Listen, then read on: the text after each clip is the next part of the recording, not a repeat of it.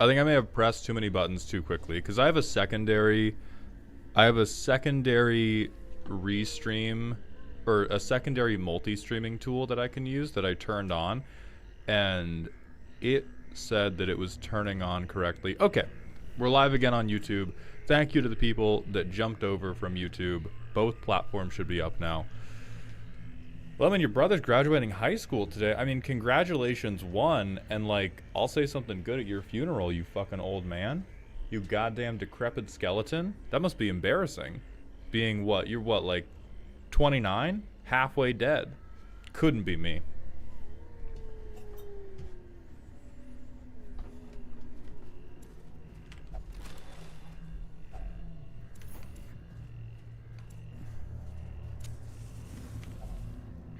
I'm gonna assume holy water does this shit. Unholy hater! I realize this is just like a damage modifier. Best fucking quirk I have ever seen. Best fucking quirk I have ever seen. I am Atomic Sharks, the unholy hater. Crimzet, if you can't redeem it in the store, it means that it's on cooldown.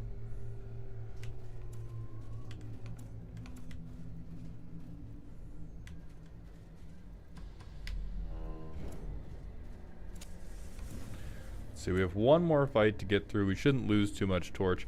Oh, you know what? I may have not turned the custom card redeem on today. Yeah, I just hadn't turned it on yet today. So there you go. Hey boss, work is gonna have me crash out. Think you could give me a shot to destroy some monsters. Let me check if you're already in the roster or not. If you're already in the roster, yeah, we can set up a mission for you. Help you get some enrichment time.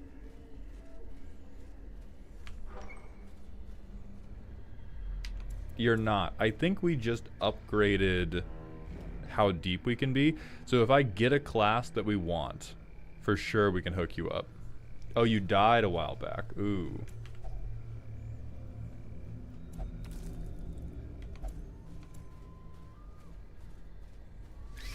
No, not the spiders. Please, we didn't surprise them. We're dead. We're fucking dead, bro. They're gonna get us again. Alright, bro got marked. That's fine. Lightning bolt. Hey, 3 damage. That's enough damage. That's enough damage. Die. Thank you. Another abomination cleansed from our lands.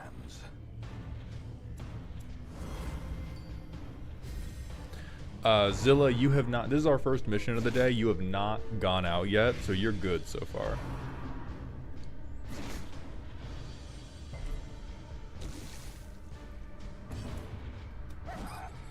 Oh, this is how it happens. This is how it always happens. Goodbye. Goodbye, Axeman Bat. Goodbye, dog. It was good knowing you.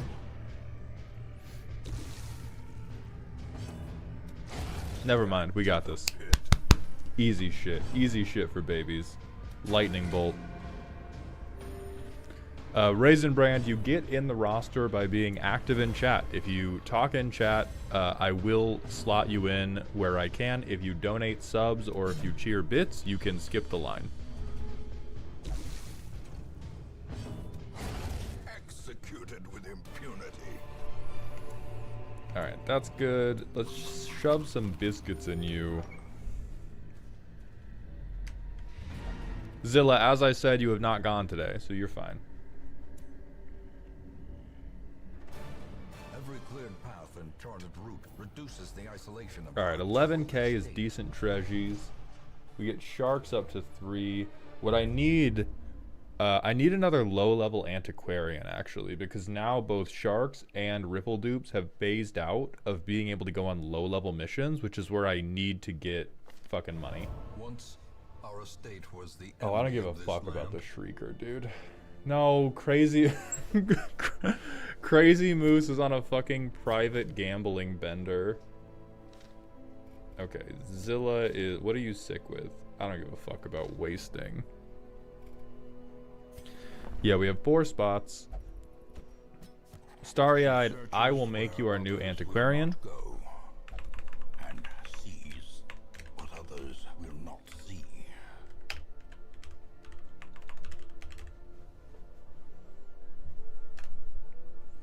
we do need that shmoney. Raisin Brand, it's kind of like a roguelike team builder, deck builder, action, first-person shooter, real-time strategy, dating sim, racing sim, truck driver sim, politics game.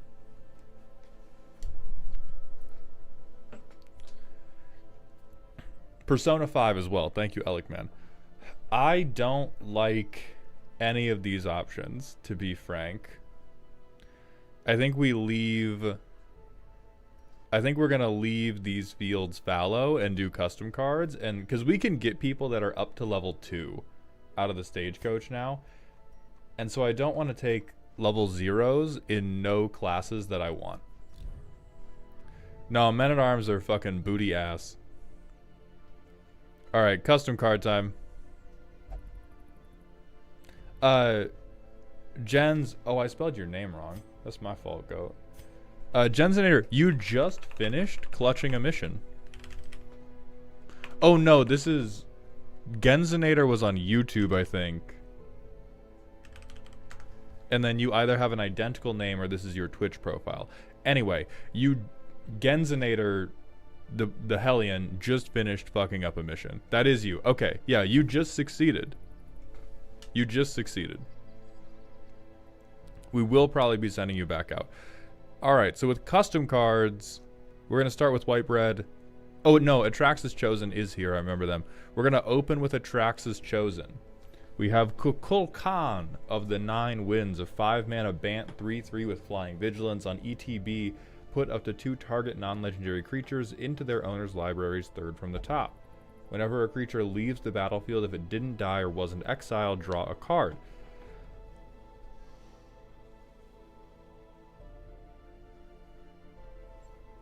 I hate it. I hate it.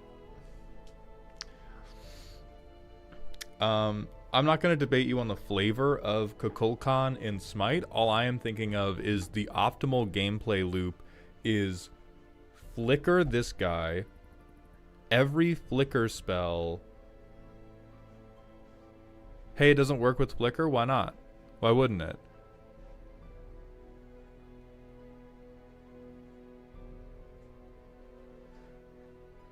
No, we're not... Okay. Motherfuckers getting ahead of the bit. You're gonna start getting banned if you try to get ahead of my reading comprehension, because I could actually read.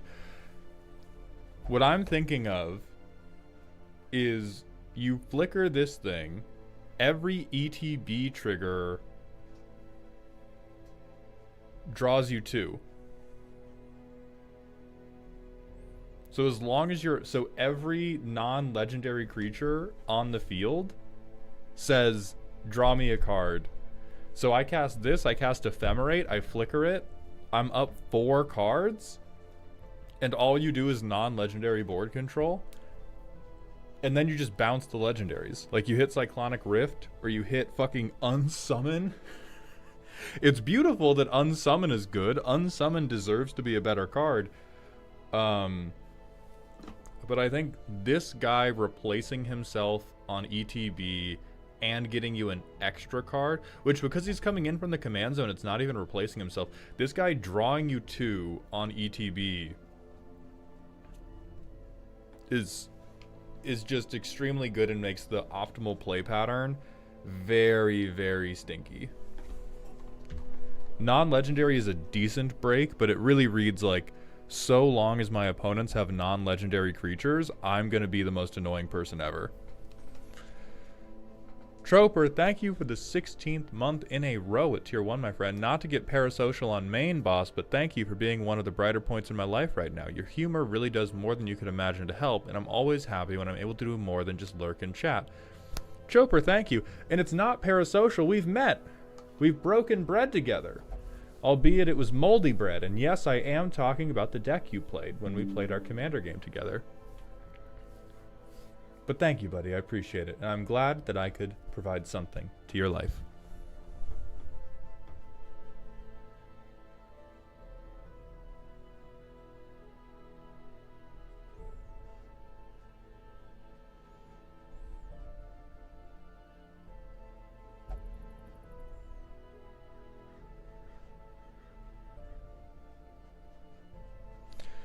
Um, yeah, so I think it is.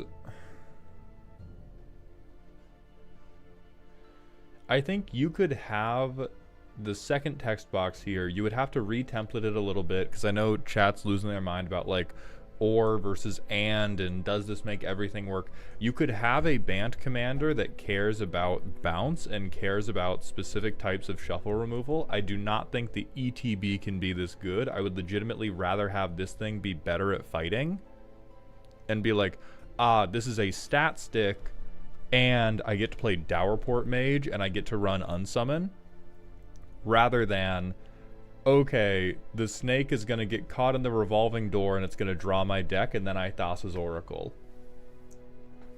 So straight up just white out. Just fucking white out this middle part. It could be, I could see on like combat damage you get 1.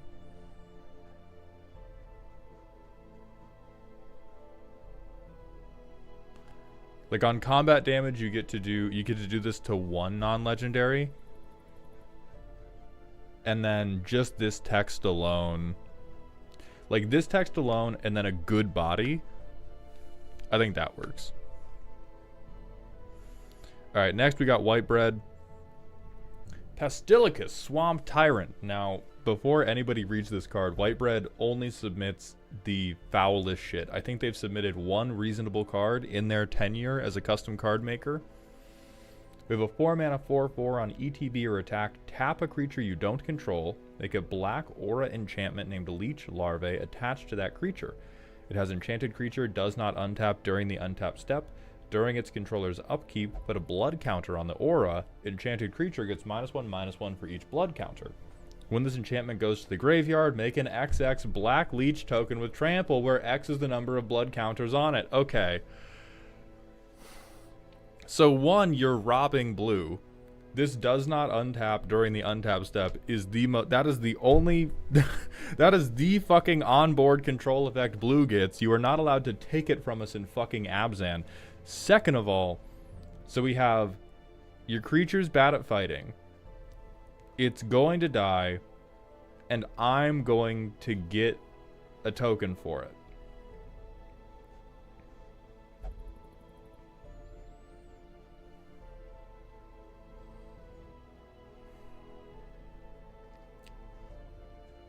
How can I lie and make this out to be unreasonably powerful just because I would never want to play against it?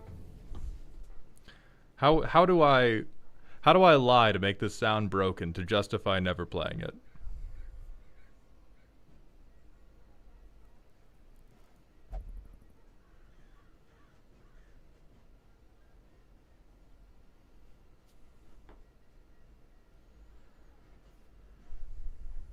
This does feel more Sultai than Abzan for sure.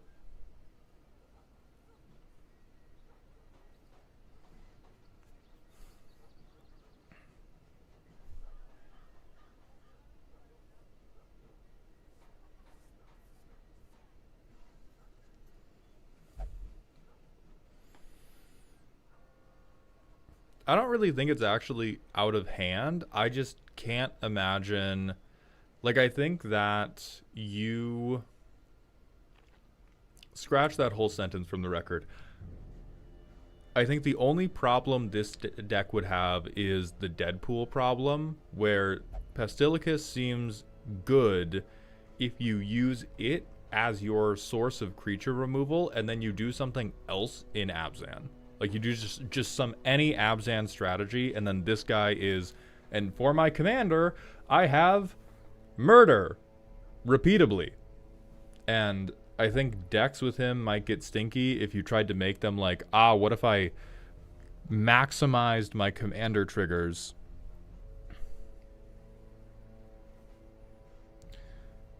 And it has a really weird home and power level because the type of benefits it wants to create are best in bracket 2, but it's way too good at control to be fun at bracket 2. So it would have to occupy a pretty narrow range in bracket 3. But I think this is at least like you have, for once, not broken the game in half. Rat PDT14, thank you for the 22 months in a row at tier 1, my friend. Welcome back to the dog home for almost your 2-year anniversary. Rat, I think you're still dead. It does tap the creature on ETB. It does, in fact, tap the creature on ETB. DMC, thank you for the 10 months in a row at tier 1. Hey, boss, would you be upset if I derailed the fuck out of your stream? DMC, I'm never upset if my sinister goon vizier tells me things I need to know. So you just hit me with it and I will let you know if we have to derail the stream. Nick, thank you for the $5 super chat. May I have a smidgen of Fent or perhaps a whiff of crack? Nick, I'm very glad I have your $5 so you cannot spend it on illicit drugs. Please don't do that. Treat yourself better. You may have a smidget of grave worm juice, which we will get out of the dungeon. DPM, thank you for the $5 super chat. Mauled, I just found out Kedis' ability doesn't count as combat damage in my dreams of Zergo Helm Smasher Myriad is dead. DPM, I'm so sorry you had to find out this way, but this is always how it happens. This is always how it happens. Oh, holy fuck. DMC, thank you for gifting $694.20. My heart is full. My wallets explode. I'm gonna go check on Z and see if they're up for it.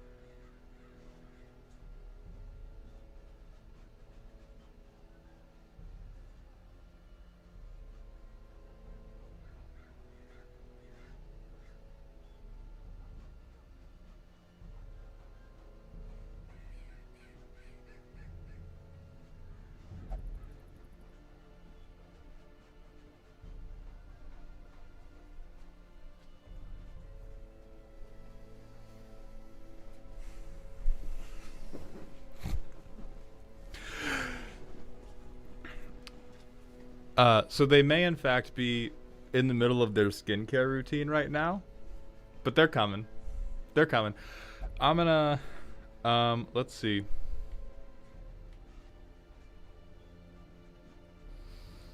DMC, first and foremost, thank you so much for this generosity. Let's name the new Mango Money Moment Hall of Fame.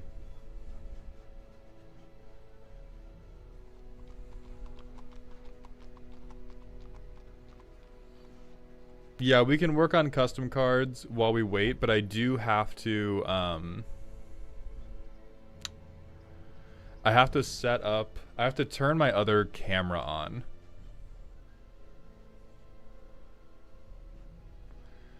And then this camera, I need to point somewhere that it can capture Z instead. So if I'm like right here, where could... All right, we'll think about where Z's gonna go. Maybe they can fit in next to me. Jensenator, thank you for the 1,000-bit cheer. Nathiator 3, thank you for the 10 gifted community subs. I appreciate your ongoing contributions to Dog Heaven. And Riffledupes, thank you for the 1,000-bit cheer. And Whitebread, thank you for gifting 2 community subs. I appreciate all of you pushing this hype train up. DMC, thank you for the 100 bits after the 600. Thank you for the $695. Yeah. What? Hey, what you want? What you want?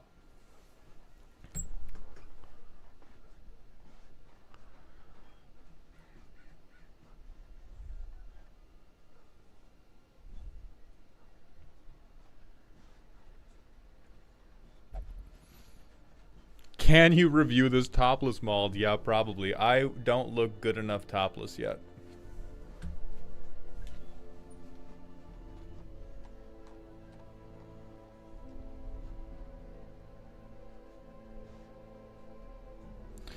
Once you go through the deck, I need you and Z to rate each creature on a scale of 1 through 10. You'll know. Oh. Oh. Oh, is this a starry-eyed deck? Dumb Paramecium, thank you for the tier 1 Twitch sub. I appreciate you joining the dog home. Ripple Dupes, we're planning on it, but hey, listen. I'm gonna keep it a stack with all of you. I love y'all, right? I love streaming. I love doing variety stuff. If I can make $700 to not play Darkest Dungeon, fuck I'm supposed to say. Fuck I'm supposed to say, guys. If you sat down to play Call of Duty and somebody walked in and was like, hey, here's $600 to not play Call of Duty for 45 minutes, I'll stare at a wall. I'll stare at the goddamn wall. DPM so fucking real. Grey Jedi Swole Hound is on the way. Z and I have a workout plan. We're doing our best. Nick, thank you for the additional $5 on YouTube. Thanks. Thought I'd leave a goofy message for someone who introduced me to my favorite cards. Thank you so much, Nick. Quiet, Darkest Dungeon fans. The $700 dono is talking. Okay. You know what? I debated about taking this off, but this thing's supposed to be on for 6 hours, and I'm only at 1. Gonna get your money's worth? Okay. Let's figure out here. I'll scoot over this way. Okay. Let's. Hey, you wanted a hot mommy on stream? I'm not taking this off. Great. Let's get you a chair. Let's get you a chair. In the middle of my spa day. Who did it? It was Dungeon Masters Consortium. Is this what you wanted? This? You... Listen. Listen. This stuff is expensive. I'm not taking it off. It takes forever to ship over. Who did your skin? Leatherface Z. Excellent. Perfect. You gotta scoot over. Excellent. Okay, now you get over here.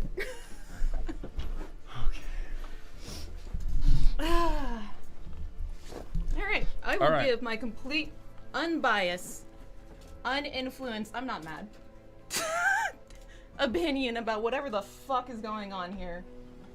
And apparently, after we look at the deck, we have to rate every creature 1 through 10. They said we'll know. Okay.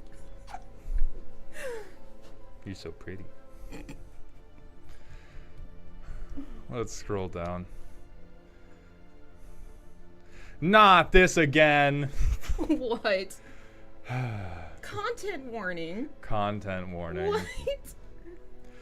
Women. I love women. I love muscular women even more. Too many MTG players out here simping for scrawny women. All of their mommy decks are full of weak waifus and angels. I love muscular women, and I simply think women deserve more violence. This deck is all about that. Ramp a bit, put women on the table, and let them commit violence. This is the first deck I've had Maulhound look at, and it's been updated since. Bracket 1 concept, bracket 2 viable, bracket 3 energy, bracket 4 wishes they had this kind of Riz, and bracket 5 can kiss my ass. Alright, so babe. Yes. As necessary context, the last time I looked at this deck, their top end was okay, but they were fundamentally failing to play Magic in the name of having at least like 10 very strong women who were very bad at their jobs. So that's what we're looking for them to improve on. Okay, excellent. They had some.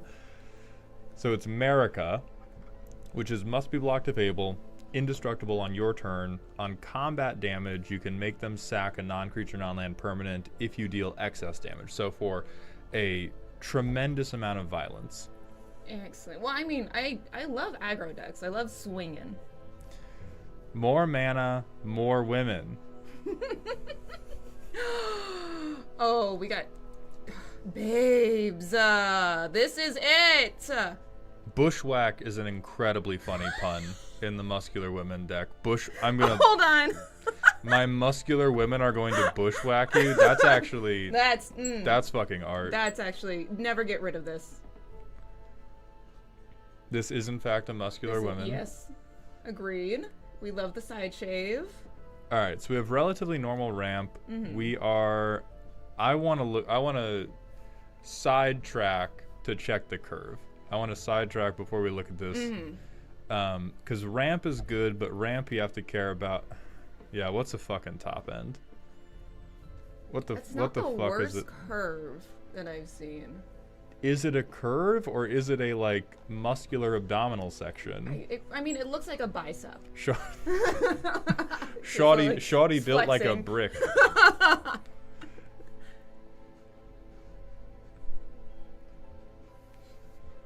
All right. Get more stuff. Fine. Yeah, that's okay. Fine. We are swinging and we... Hey, you know what? I'm going to get on my... I don't see a soapbox, but I'm still standing on one. Where the fuck is the Buster Sword? I mean, yes, the Buster Sword...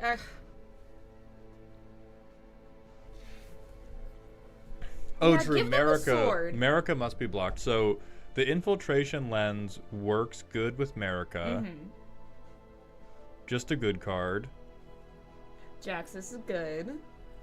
I think Jaxus can be good. I feel like this is... It depends on... Actually, most of the things we have are quite bad. Most of the things we have are bad. Well, I mean, the flavor of also saying Buster Sword is too good to pass up on. Naeth is good. Facebreaker's goated. This card's fucked up. Wait, Truly. what is this? This is one of the Bloomborough seasons. Oh, with the pods. Just like Every... the modes. Yeah, every Bloomborough season is either playable or is the best card that you don't have in your deck.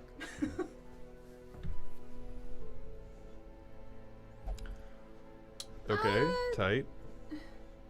I feel like we can kind of do better with this. Name 18 ways.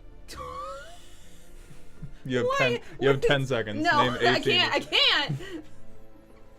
I am judging most of these cards on the viability of putting an H in to turn them all into her puns. So smuggle hers surprise, and then you spend 6 mana and you put 2 muscular women onto the field. Okay, yeah. Change the L to an H. Into That it. clears. That clears. Has Final Fantasy actually released it? No, that is releasing on the 13th of next month. Yeah. Thanks for noticing the joke, boss. Hell yeah. This is actually already one of my... I like this better than most Muscle Mommy decks that I've seen. This is so much better. Yeah. By the way, DMC, the improvements. Oh I'm- man, I want that fucking I'm outfit. seeing the what are we vision. talking about? Yeah, very good muscular woman. Definite. Hey, solid bracket 2 effect for sure. Train Heist is fucked up and evil. Yeah, that's beautiful. Both Jolene? Both Jolenes are fucked up and evil. Whenever a creature you control with haste attacks. Does Wait, why our is this commander here? have haste? No. Why is that here? There's Scaly. It's a fucking self-report. I want to count the number of... I'm not even going to look at chat. I'm going to count how many hasters we have. If we could, where are they? Oh, there's one. So we have 1 haster. Do we have any haste Can I get- anthems? Can I get another? Can I get a second haste? I mean, there's the things we make off of Jaxus. So that is a second, like, haste engine. And fucking Swiftfoot boots. 3. That's all you need. That's the God damn it. Triforce. That's the Triforce of Get rid of haste. that card. Please. We have a lot of haste creatures. They said, like a liar. Here's one.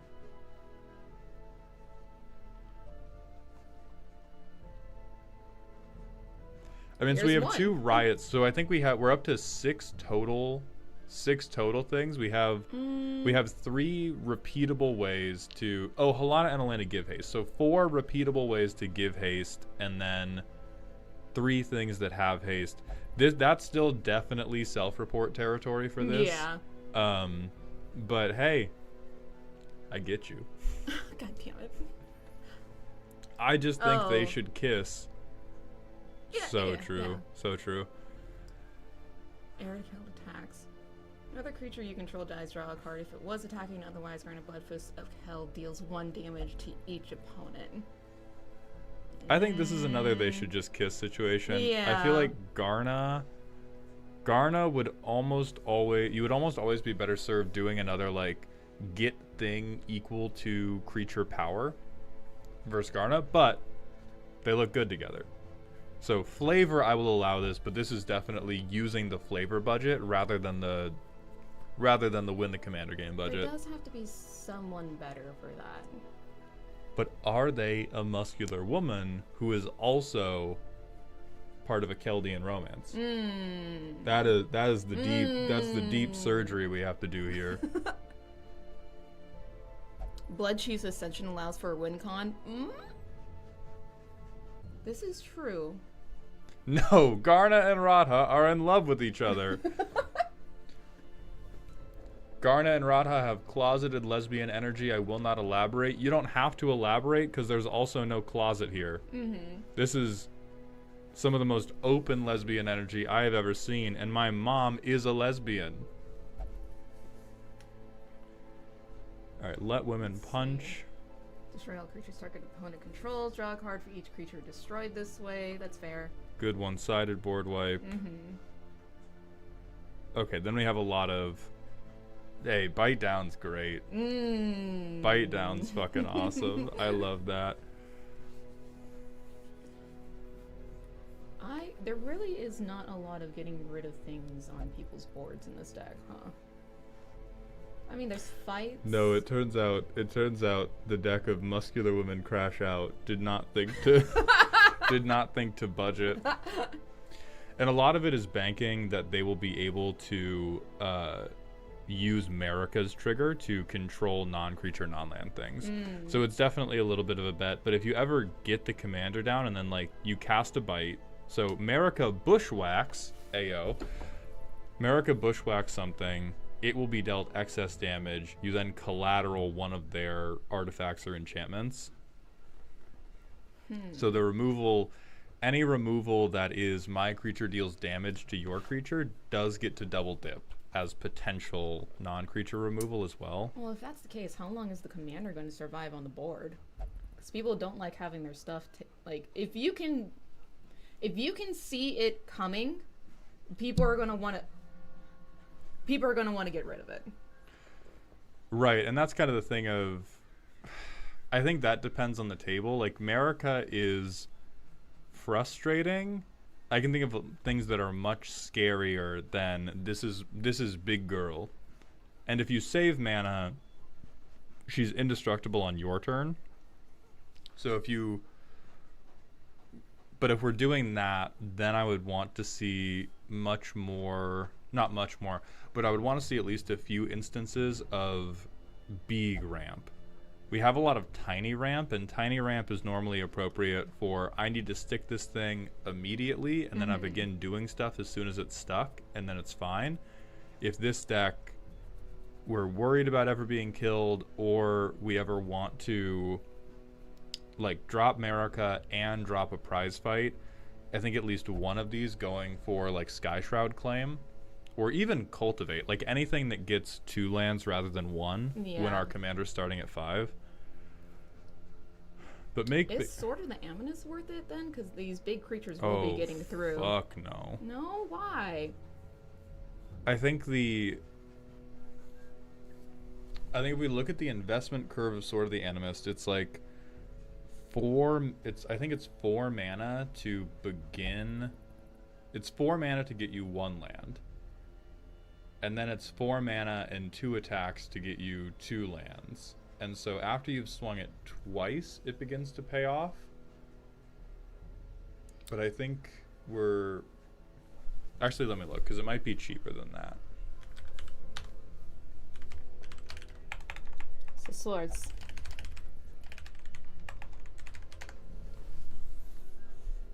Yeah, so it's 4 mana before we can begin doing anything. It will, and I think it competes weirdly in our curve because we have a lot of creatures that we'd like to play for 2 mana. Yeah. So this would be like, on 2, we either skip playing a good creature, or on turn 3 we play Sword of the Animist, but we can't equip it until turn 4, and then turn 4 we're swinging it to get 1 land, and even though it's repeatable on turn 4, we'd probably rather just cast Skyshroud Claim, get 2 lands instantly, and then we don't really need to keep doing this over and over. Yeah. That's fair. I just like the idea of blinging out all these girlies. I think Bitterthorn is legitimately better, even though it's like a little bit worse, because this becomes, if I ever have good swings, I can get 1 every turn without additional mana investment. But even then, I don't think we want either. I think we just want to cast like Skyshroud Claim. Berserk is a spicy? What is Berserk? Where's Berserk? Up. With a curve like that, Berserk is a spicy card.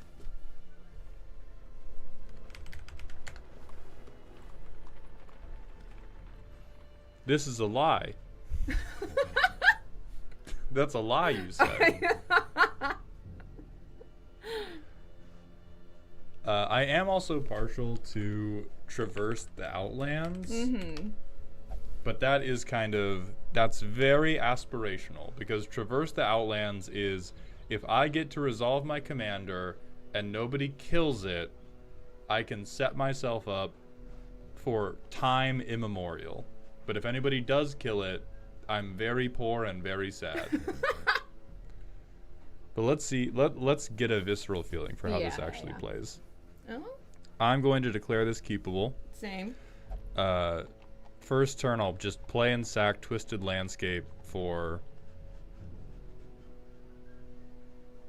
I mean, I need a black source, so... Yeah. This is a swamp. I flip it. Now you know it's a swamp. Then we can Stomping Ground, 3 visits. 3 visits will grab a swamp. There. Now, if you change these 2 around, now the maths. Next turn, so we Ognis, we self-report, and we get a treasure token for admitting to everybody what a freak we are. Okay. Turn 4. Oh, no. That's... Now we do America. So we've got America ahead of curve. We will, let's pretend we're going to use this treasure for interaction. And then we can swing Ognis again. Get a new treasure. We've hit land drops because God is being very good to you since you've given us money. Yeah, this makes me very suspicious, though. And then we Season of Gathering, draw 7. Holy... Beautiful. Alright, and now we can begin doing America things. We only have 2 mana held up at this point, but we can either Stomp or we can just Bushwhack. Yeah, I feel like at this point we would probably end up using Bushwhack on something. We Bushwhack somebody else's commander. We make them sacrifice a non-land permanent. We swing at somebody else and it must be blocked. And then we, I guess, discard to hand size. Who gives a...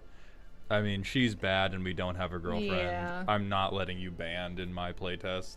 In our playtest. Yeah, I hate... Real I of hate you to that put banding in, though.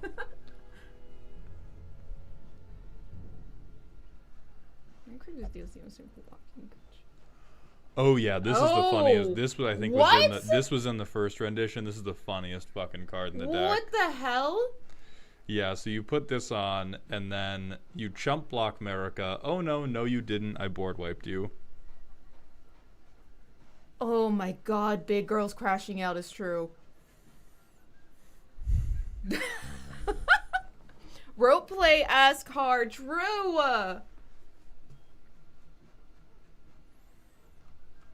So we spent a I mean, it's shitload of working. mana. We have board control. I think, let's see. Nayeth seems useful to us. Far Fortune super does not, but I realize you're down bad. Oh my god, start your engines. Time to admit the deck's heat. Listen, I will admit the stove is at least on. I will not be making any determination about how warm it is at this time. I don't think you could cook eggs on this deck, but I think you could heat up milk. Wait, what are you talking about?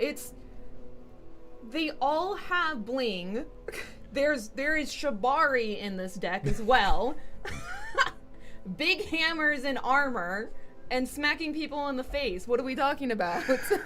I will agree with Smokey. I will agree the deck is in heat. I do think it works. I think the thing I'm most concerned about is that phenomenon of a lot of the advantages being... Hold on. I'm going to reset the mic because I...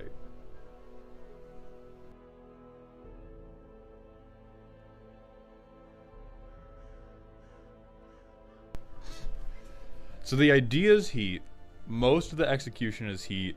I am extremely worried about our ability to keep America alive for a turn because most of our ability to do anything relies on America being alive for a turn.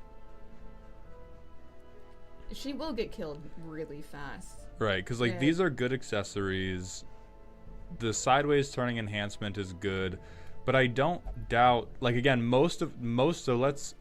So one thing I like to do is I take your tags and I say, whatever thing has the most tags, that is where your deck's true priority lies. And then we do that to stack rank what your deck's actually trying to do. So our first priority is tied for buffing our women and letting them deal damage. I think these are good goals, but I worry because America is one, already buff, and two, already good at guaranteeing her own trigger. I think the thing that is most threatening to this deck is violence against muscular women, which if at DMC, I'm pretty sure you live in America, very big problem for us. Very big problem. They don't want to see women win, and they don't want to see women punch back. And so I feel like the deck should be placing more emphasis on how do I make sure I untap with America? Because I think a lot of this stuff is heat, only matters if we untap with America, and we're building a lot for... The deck can win without America on the table, which is why there's a second focus on buffing all women. Okay. Well, do you know what buff women love? Steel toe boots. No, not the boots. Don't put the boots in. We already have one set of boots. We do not need additional boots. Aww. So then, how do we protect her? In green? Yeah, the only thing we can do is... Oh, wait, hold on. Yeah. I mean, I don't even necessarily think this has to be in the deck, but like Vine Booms rain down as if manna from heaven.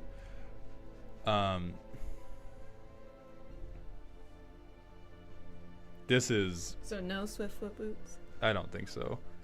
I think these should, if they anything... are here. Okay. I think if these should, if anything, be replaced with like the Lightning Greaves. Even though they kind of non-bow with your targeted removal. I don't know. Let me see it again. Let me see this again. Fuck this MDFC. We could put a defect... Oh, wait. Yeah, Deflecting Swan. That's a funny one.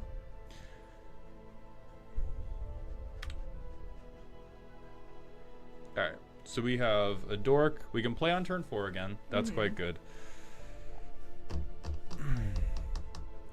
I mean, maybe I'm just trying too hard to give this a chance to compete at bracket 3. I think this cooks for bracket 2, and I think it is I think I'm leaning too hard into the bracket 3 dreams or whatever. Because I think we would have to begin making some emotionally difficult changes to get this into bracket 3. I do think this is peak as hell for bracket 2, though. What about Tyvar's stand? Tyvar's stand is just another safekeeping effect, but you could be very cute because you can dump mana in to make a particular woman quite large. Player adds Kyle wears for each of your opponent who lost life this turn. God, I love this. her. I believe in the art. I do not believe in the text box. She doesn't really coincide with anything in this deck, but I just love her. I mean, she coincides with the idea of the deck, because, like, the idea of the deck is I'm going to crash out with a lot of big women. And in both of the playtests, it's been like, we have Marika and maybe one other woman who happened to be a mana dork. Ooh, what's this art you're talking about for Snakeskin Veil and Dragonstorm?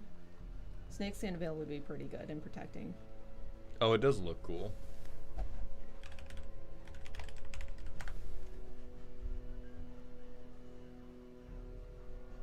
Yeah, it's the one that just showed right there. It does look cool. That is neato. I wouldn't say that they're necessarily buffed, but...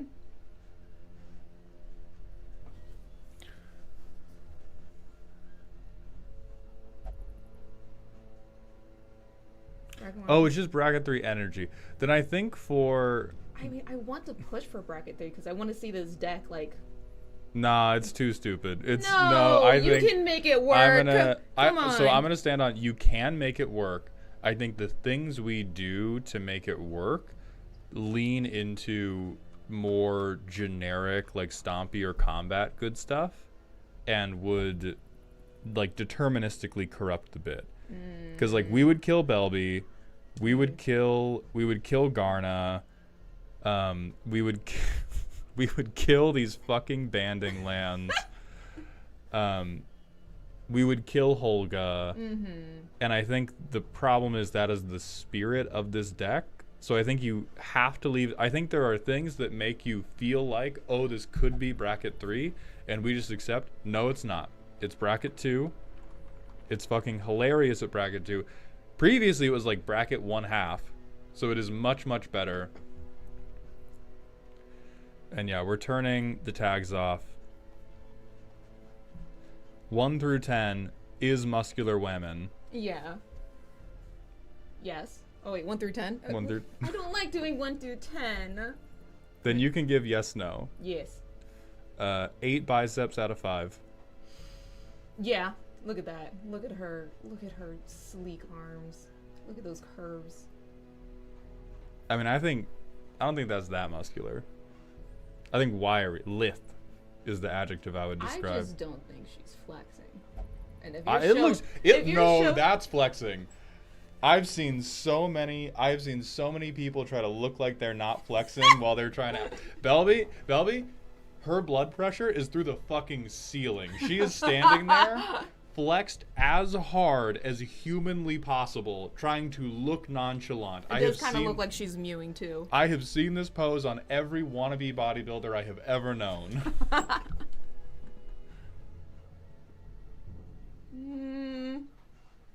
It's mostly horse in this one. It's mostly horse. I mean, if you can ride a horse, you got to be at least somewhat strong. Into battle, yeah. Yeah. I'll give big that ass sword. 18 out of 57. No, I never felt that champion was muscular. I mean, eventually they mechanically they will get muscular. Yes. The art, that is like 80 pounds dripping wet. Yeah, that is the herald of the vision of men being like, this is what a strong woman is. This is the anime build. The absolute snatched waist. She's wearing a slimming corset into battle for the vision of men. Hell yeah. Yes. Hell yeah. Hell yeah. Zenorum, thank you for the 350 bits. Happy Friday. We made it, We dogs. made it. I appreciate your contribution to the dog pile. Yes. Oh. You need cosplay ideas, right? Can we stay here for a second? Yeah, hold on. For no particular reason? Little Mario coin noises going off in I both do our have, heads I right do now. have the fabric for it. I do have the boots. Yeah, I Yeah. don't need much fabric. So like this is actually, I'm gonna stop here because this is the archetypal deck should stay bracket 2 because she's perfect from an art perspective, from a flavor perspective. Everything about her is perfect, and then you read her fucking text box and you're like, Hold up. Wait, hold on. Corsets don't classify as armor? No! No! Not one bit. So this one is immediately like 11 out of 10 because I think this archetype of card single-handedly justifies keeping it at a lower power level and not doing all the like deflecting SWAT ass things. So perfect selection. Yeah. Yes.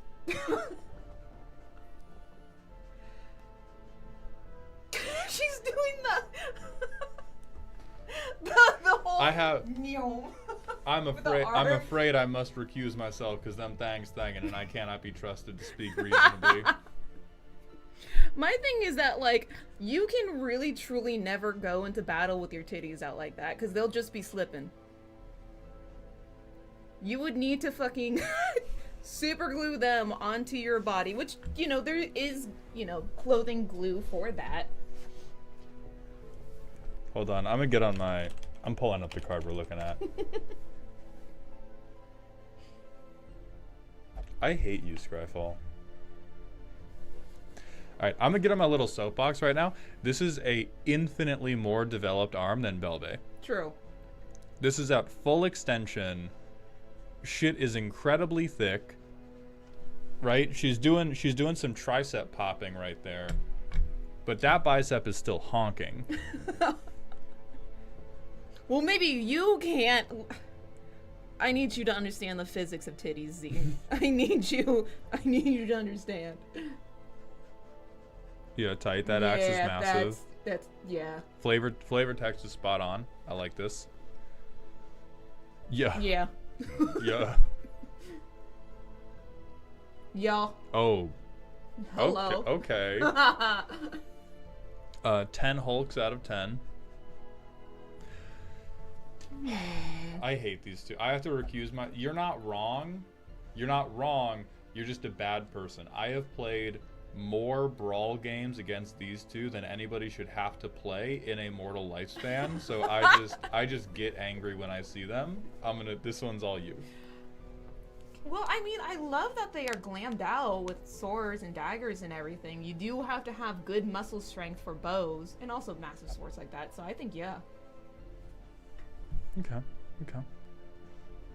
Yeah. Yeah, see, this is what Champion of Lamholt is trying to be on. This is... Yeah. 9 1-1s out of 7. Yo. What are we talking What are about? we What are we talking about? We know.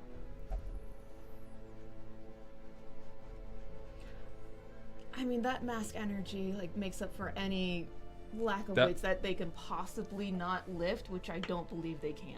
Yeah, I mean, that midsection looked thick. Mm-hmm. That midsection, those shoulders, beefy. Yes. Immediate 9.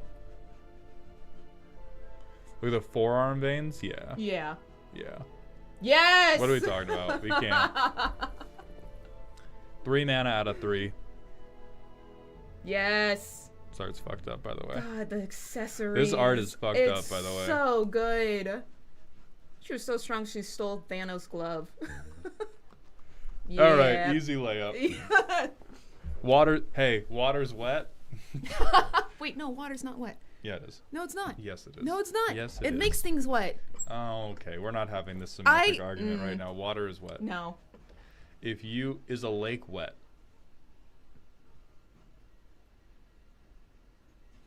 I hate you. Is the ocean wet? You got to call the ocean dry. You got to call the ocean dry. Well, it's not making anything wet unless you get into it. Except for the ocean, except for the entire ocean. It's making nothing wet except for everything. Can you make water wet? I don't have to. It already is.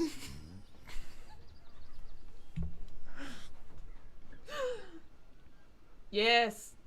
Yeah, dope as hell.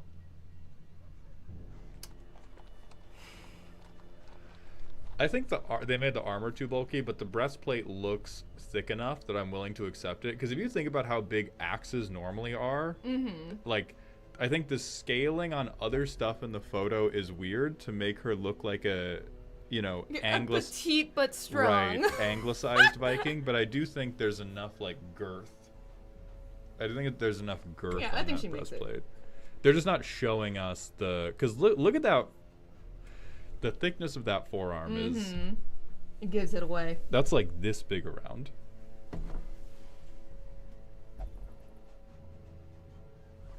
I'm talking about the flare.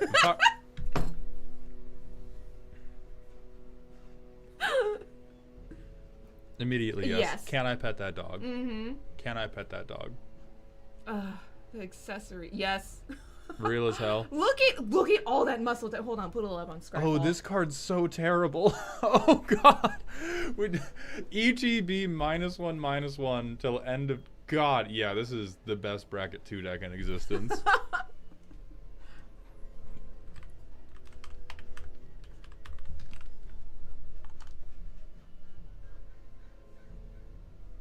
Look at all of that, like, definition they gave her. Yeah, Holy that shit. is... Look at the deltoids on that club bouncer.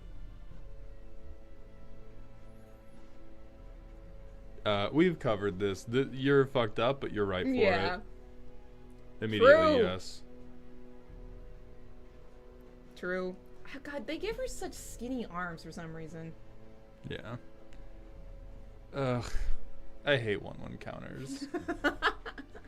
DMC, thank you for the 100-bit cheer. I included Nightclubber as a meta call. Too many token decks. Hey, I'm sure you did. Hey, I'm sure you did.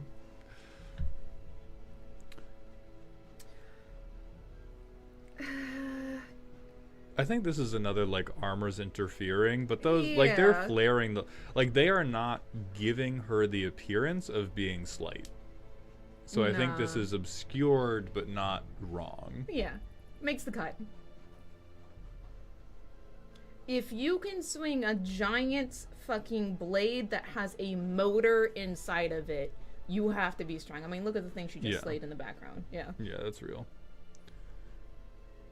Real as, riding a bear. What are we talking about? It's probably the smallest axe I've seen out of all the axes that I've seen in this deck, but also makes it. Oh, yeah. Look at that. Okay, there we go. Look at that. Did the legs dirty, but look at that. All right, let's pull up.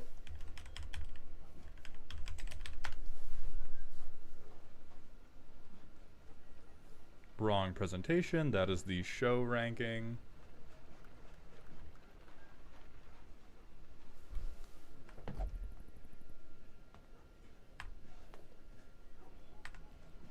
What is Pepperbridge Farm Jail? What is happening?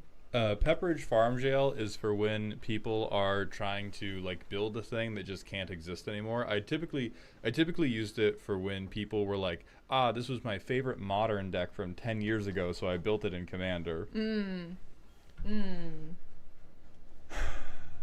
I think after that back and forth, I'm going to call this peak.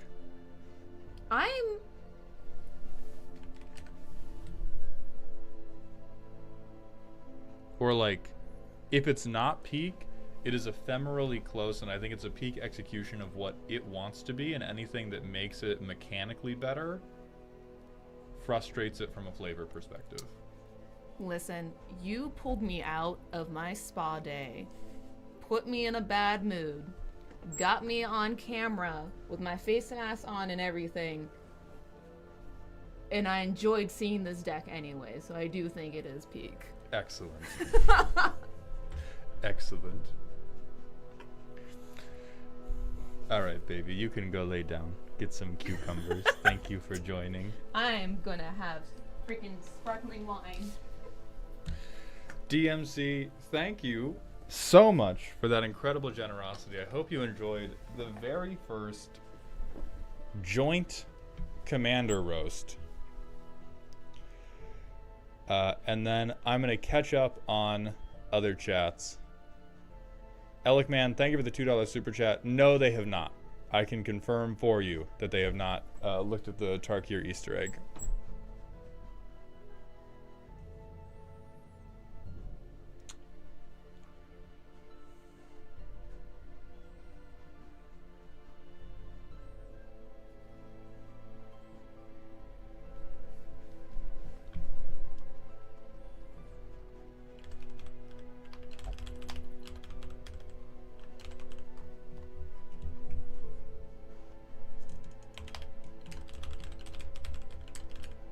If I say this out loud, the VOD will be demonetized.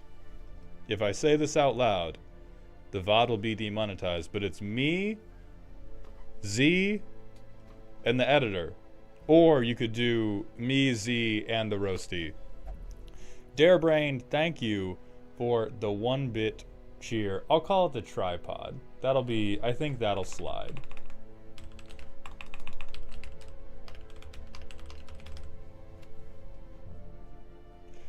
DMC Darebrain, thank you for the 1-bit cheer. Already worked a bit on the Blood Avatar deck. Managed to so far resist the callings of Grave Pack and Token Doublers except for Kaya and Elspeth. Ugh, I hate you, but I'm proud of you. Knightsy, please go ahead and repost it. Once DMC sent that donation in, I did go blind for a little bit. And so I know that I've missed a ton of stuff. We are going to begin... I'm going to begin catching up on all this stuff. Rant Redeem. Scenario. You are in the middle of the Arctic. You can only fight one fictional penguin hand to hand. Which penguin are we choosing? Where's that dumb motherfucker from Happy Feet?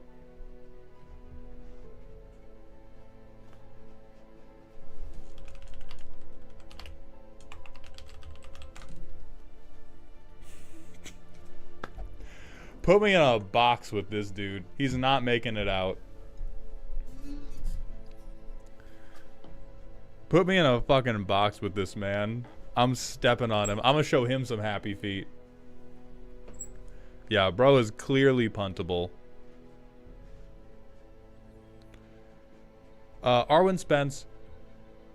That depends on the experience you want. My trauma response to Helana and Elena will not prevent me from improving it if you do want improvements to the deck. It will certainly color how much of the roast I'm going to spend calling you Stinky. So if you want to be, like some people submit these roasts, they very much want to be called Stinky. If you do, Helana and Elena is going to help that part of it. If you don't want to be called Stinky, then yes, reconsider. But if you're down to be called Stinky, I can still help you make it better. I'm just going to softly berate you the whole time we do it. All right, so we have a ton of custom cards to do. I'm going to hit a manual ad break because the pre-roll demons are back.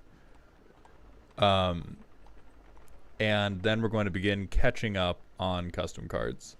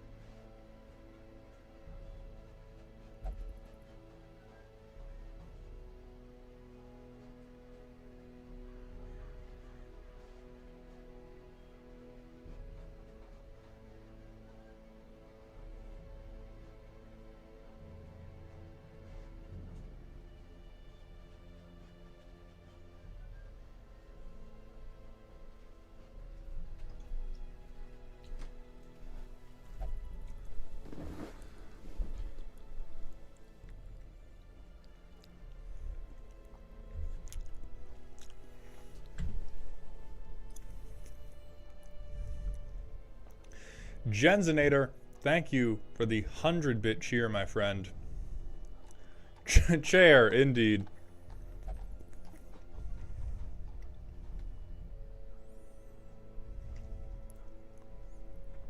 Okay, okay. Let's start grabbing these custom cards, gang. DMC, thank you so much. That was a lot of fun. Z and I had been obviously hoping we would get to do that, and I like that a lot. So thank you for giving us that opportunity and being so incredibly generous. I hope you enjoyed the joint roast, and I do really like that deck as bracket 2 silly time.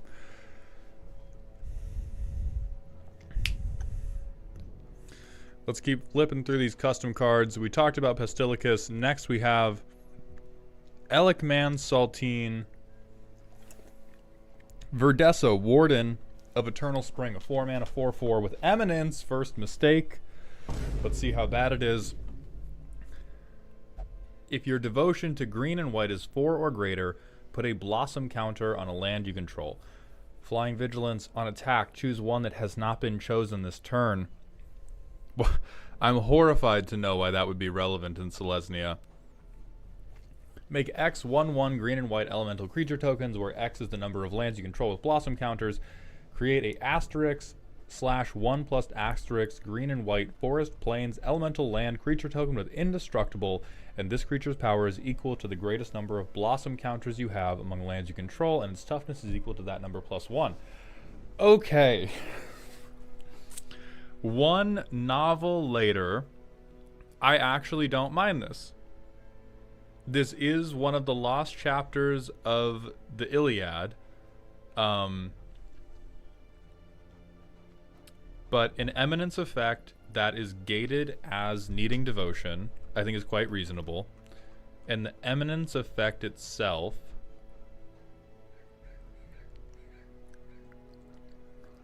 remove indestructible. Okay. So the land creature is not indestructible, but either you get to make some 1/1s, or you get to make a new land if Verdessa attacks. But like, the Eminence effect by itself also doesn't do a goddamn thing because Blossom counters are not otherwise relevant, which I do like. The Eminence is a potential payoff for Verdessa to come down late, but it's not like Edgar Markov where you can just never play the commander and Eminence can just carry you the whole time. So I actually like this as a Saltine. I'm cool with this.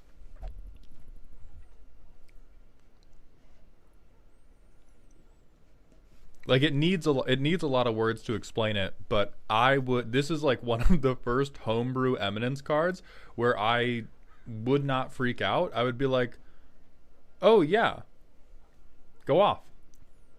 4 devotion, like, you could legitimately attempt, if you were to playtest this, you could attempt devotion being 3 or higher. I realize we have 4 all over the card. But like 4 devotion that matters. So good job. And then we have so we have your redone emergency reinforcements card. Put each creature you own in exile with suspend onto the battlefield tapped with a -1/-1 counter on it. Exile Soul of the Storm Host.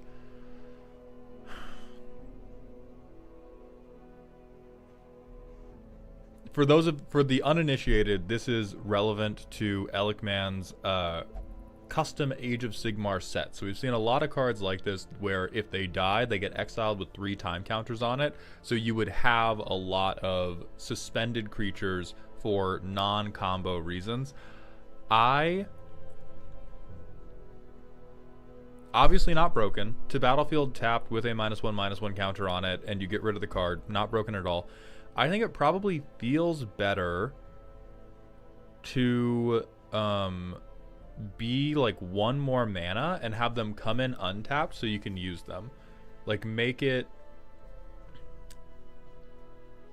cost a little bit more, but make it better as a like big game swinging effect. Because right now Like, you spend 4 mana, you get all your creatures back, but they can't attack. They also can't block. Like, when we're talking about a draft situation where you are trying to stabilize around 4 or 5 mana, I think we'd be better off going to 5 and letting them come in untapped. Then if I look at the differences with the original, yeah, and the original gave them a -1/-1 counter for each time counter they had. I don't like that because a lot of the cards are quite weak. Although it does give stuff haste. I think you marry this version of the card with emergency reinforcements, and you either have them come in untapped. I think if they come in tapped, this should be instant speed. That is the determination I will make. If you want them to be tapped, it should be an instant speed thing. If you want them to come in untapped or with haste, we should make it a little bit more expensive, and then it should just be like a big powerful spell. I think this is fine mechanically. I think it is slightly more satisfying to use if it is either a 4 mana trick or like a 5 or 6 mana bomb. But good job overall. Then we've got Crim Set, who sent in Noelle Shield Maiden. Dear Maul, this is my first custom Magic card. Going for a ride, gang. Based off a Genshin character. If there is no ability that lets me spend $10 to get nothing, I will be disappointed. A 1/5 with Vigilance. Creatures assign combat damage equal to butt. Whenever a player attacks, up to 1 target creature gets additional toughness, where X is Noelle's power. If that creature is a knight, gain 1 life. Whenever 1 or more creatures you control block or become blocked, put a +1/+1 counter on Noelle. Okay. Not broken. This feels a little bit awkward to me. Oh, but I guess any creature blocking or becoming blocked is really not a big ask. So she will grow quickly, and you can kind of do politicking stuff. I'd let you try it. If I saw this card in the command zone, I would immediately be worried that you were going to do, like, pillow fort baby don't hit me stuff. But I can kind of see what you're going for with all of these creatures are going to bounce on Noelle's ass until she is but Thanos. Like, that's the plan. She has trampoline ass and everything, and she just blocks everything until she's inevitably, like, hyper big and then kills somebody with commander damage.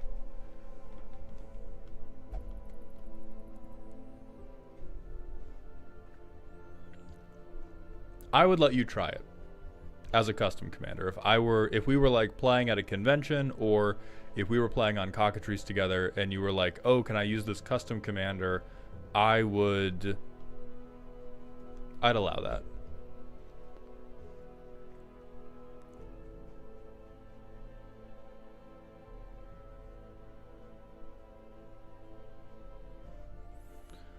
Okay, then we have another white bread special. Gastrodon Lake Dweller, a 4 mana 3/3 pro blue. Whenever Gastrodon attacks or blocks, destroy a blue non-land permanent and put X +1/+1 counters on this creature, where X is that permanent's mana value. For 3 mana, target non-land permanent or spell becomes blue. Activate this ability only once per turn.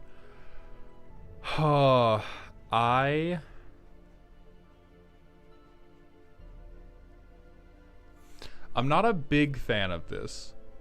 This is cute.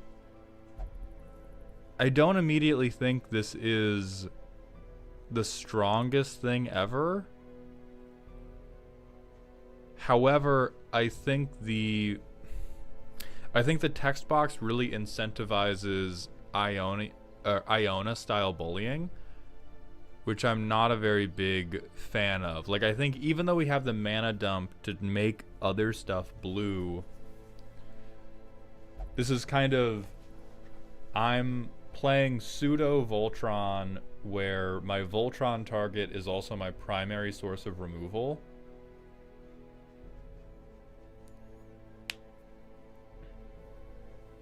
Let me meditate on this for a moment.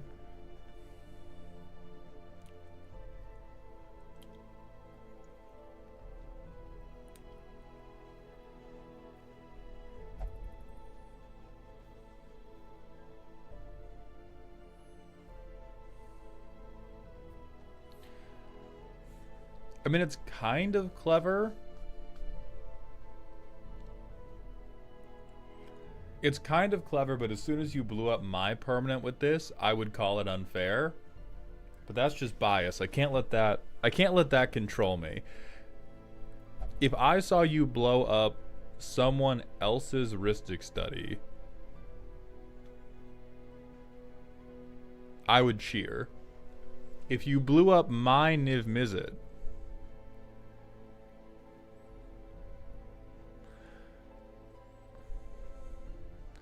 oh, that's true. I think, Janice, you bring up a good point. My eyes totally glazed over. Non-land permanent or spell becomes blue.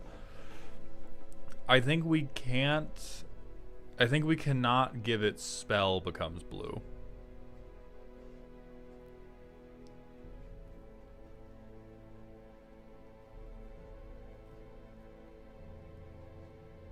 Yeah, Corny, I'm also not a fan of mono blue players can't handle this, but I think it's meant to be very difficult for a lot of players to handle. I don't think activate only once per turn saves it though. Like, I think activate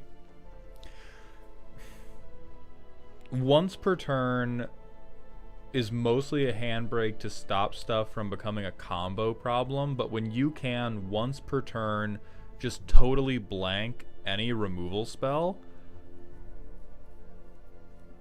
stuff starts to get really, really hard to deal with.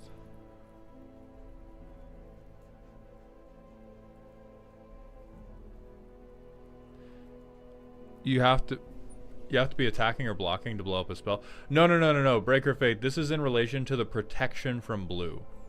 Like, if you try to Swords to Plowshares this, they just pay 3 mana, and now Swords to Plowshares is a blue spell, and now they can't get it. Isn't that just worse hexproof? Yes, and this type of thing should not have hexproof.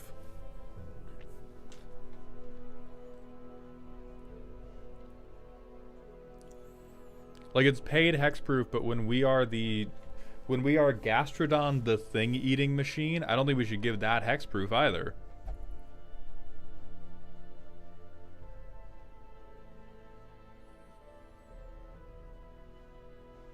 But I think it would probably be fine, like, Katamari Damacy style hatred if you just only let it hit permanents.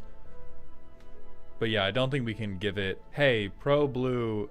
We can't give it the fucking, who is that? Like, it's not Light Paws, it's like one of the Kitsunes.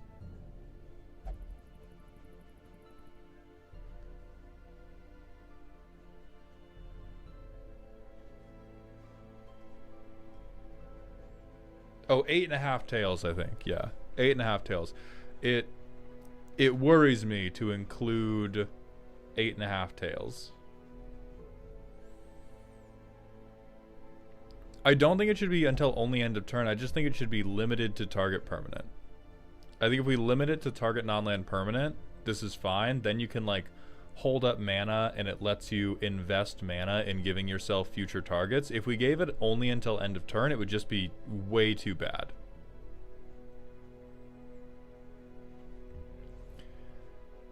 Alright, next we have a card from G, who Discord's streamer mode is preventing me from seeing their full name. Magic Mirror Reflective Minion. A 5 mana 0/3 indestructible defender. When a non-creature artifact you control would enter, you may have this become a copy of it, except it's a legendary wall creature. If this ability resolves, create a non-legendary token copy of this creature named Reflection with Vanishing 2 and Haste. Immediately no. Well, I don't know about immediately no, but... So 5 mana... 5 mana, I get to copy every artifact spell I cast. That worries me. That worries me. Like, it makes them 0/3s, so they're not good on board.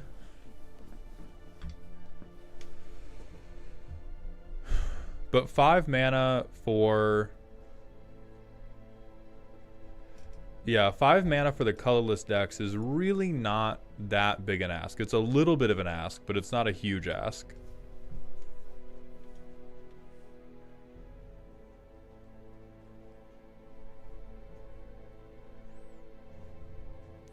Ripple Dupes, thank you for the 50-bit cheer. You don't understand. I need more soul rings so my pimp slab hits harder. True, I get you.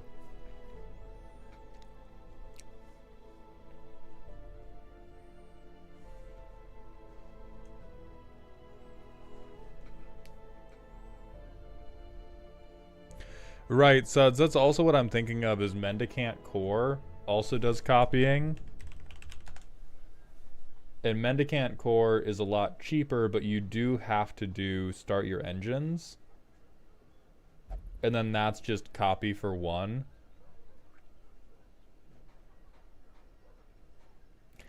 So I feel like, honestly, it's probably okay. Especially if here, I think we're missing text that would say until end of turn. If this is genuinely only usable one time, then like turbo fair. If this is usable every time an artifact comes in,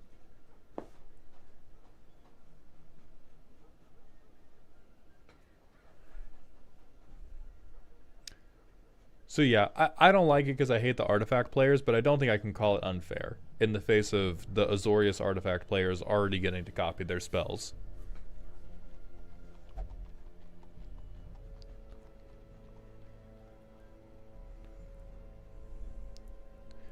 Alright, next we have Phyrexian HR Office. Balthazar, eccentric author, a 4/3 for 3 mana. On ETB or attack, make 2 junk tokens. You may sacrifice junk tokens at instant speed. Saga spells you cast have improvise. Any saga spells you cast this way gain read ahead and unearth. Their unearth cost is equal to their mana cost. For X, sacrifice X artifacts. Give target creature +X/+X vigilance and trample until end of turn. That's cute. I like the flavor of this. I think the deck's probably bad, but the flavor's cute.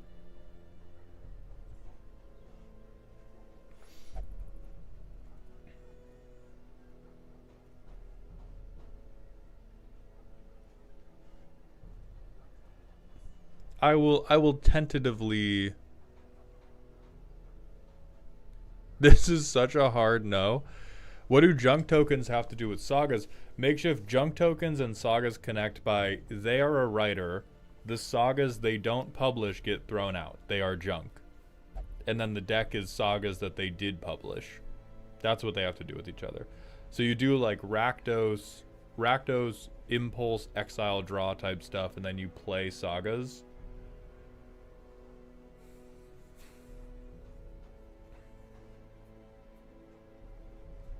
So I do like the flavor of it. I worry that...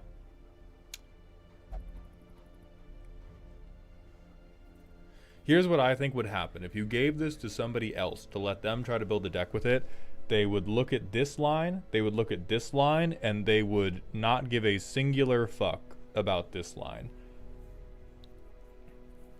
Like, we might be able to do it with some Final Fantasy summons. But... I feel like people would just do Rakdos artifacts.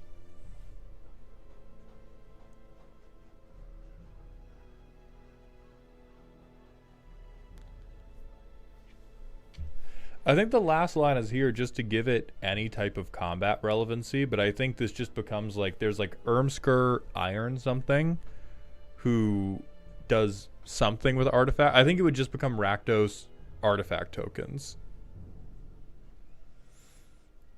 Next we have Crim Set. Yeah, Iron Eater.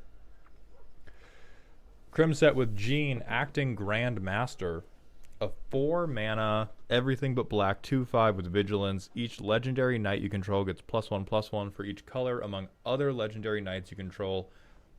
Tap to look at the top X, where X is Jean's power. You may reveal a legendary knight card from among them and put it into your hand. If you don't, gain X life. Put the rest in your on the bottom of your library in a random order. We fixed Sisay. I'm okay with this. You want to play a bunch of legendary knights? That's fine. You want to crash out? That's fine. Giving it...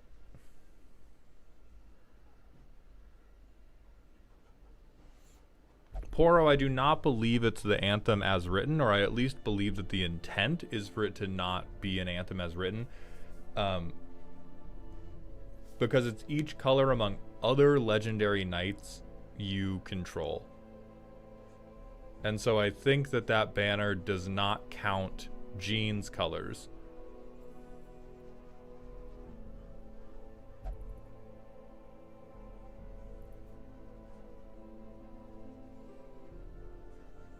So yeah, yeah, so if it's not counting itself, then it's like pretty fair build up. And we're really just giving you card advantage so you can keep playing legendary knights.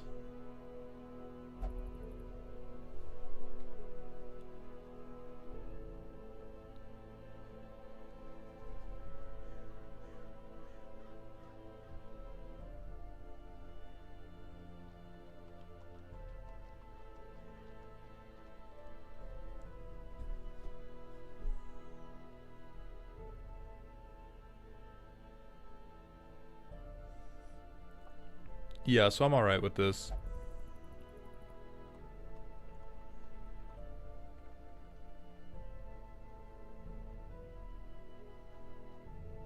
Let me go find the reward queue to make sure we're not slipping shit by me.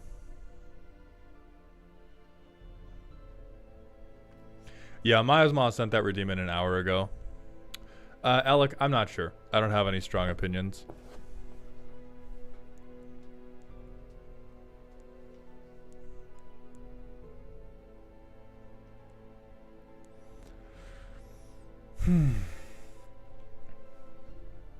Miasma, great. We have Freak Ritual, a 1 green mana instant with Demonstrate. Put 3 target toes you control into your mouth, then shuffle your tongue.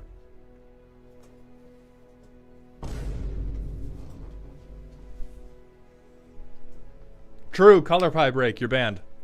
Where are you? Got him. Got him. Color Pie Break. That's punishable by death. We all know that. That's been the rule. That's been the fucking rule.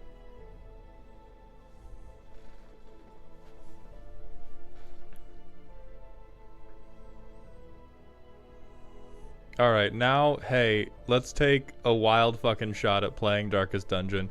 DMC, thank you for the 100-bit cheer. I'm glad you enjoyed the newest iteration of Women, and I'm glad Z did too. We loved it. Thank you very much for the submission.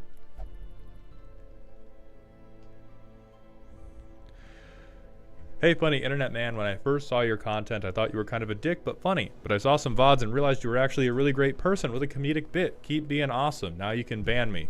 I'm glad you understand what I have to do, Digit. Moment of silence. But thank you for those kind words. I do think the pipeline... Yeah, there's a very strong pipeline of listen to me speak, believe that I am just totally, completely dead ass about whatever thing I said, I'm a very exaggeratory person. In longer form settings, I do attempt to try to like walk it back immediately when I exaggerate something for comedic effect, but word's funny. When you place word in order, sound crazy. Big funny. It's called acting, Joffrey. Yeah, do you understand that I am not, in fact, a wizard?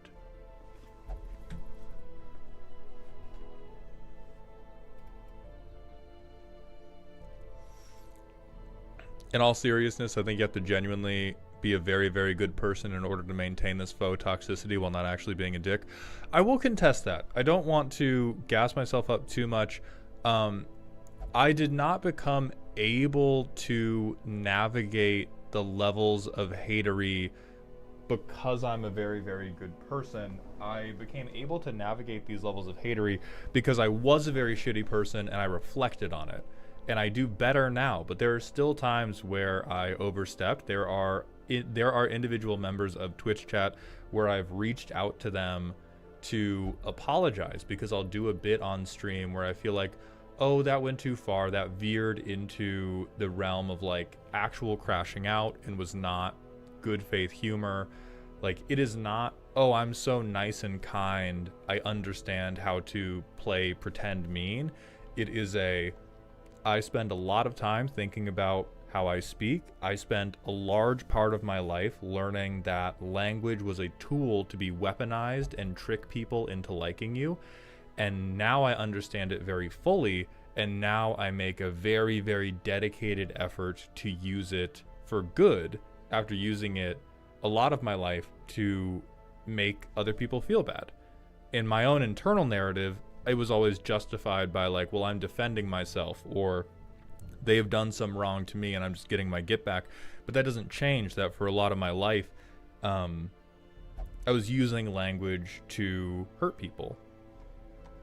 So I'm gonna push back on the idea that I'm a very, very good person because now I know how to manage it. It's like I've learned how to manage it because at times it became necessary to reflect on my actions because it was obvious that my like good-natured humor was not all that good-natured. Yeah, dedicate.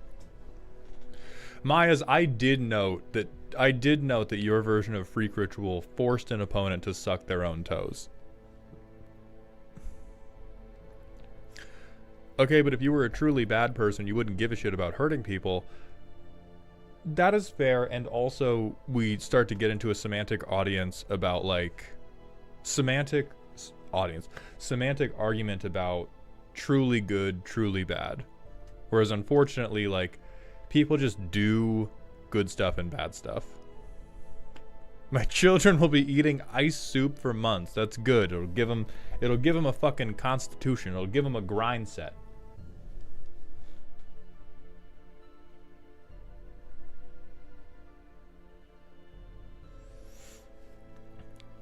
As someone who was a phobic, nationalist, chauvinist in my 20s, introspection, I think, is the key to opening your eyes and becoming a better person. Ascendance, thank you for chiming in. I'm glad that you have had that journey yourself, and I'm glad that you are also doing your best to be better. And I agree with that sentiment very, very much. I am extremely Parthenax-pilled. It is, on the whole, is it nobler to have been born and live your life with no bad intentions, or is it nobler to contest, overcome, and unravel your bad intentions through introspection and effort?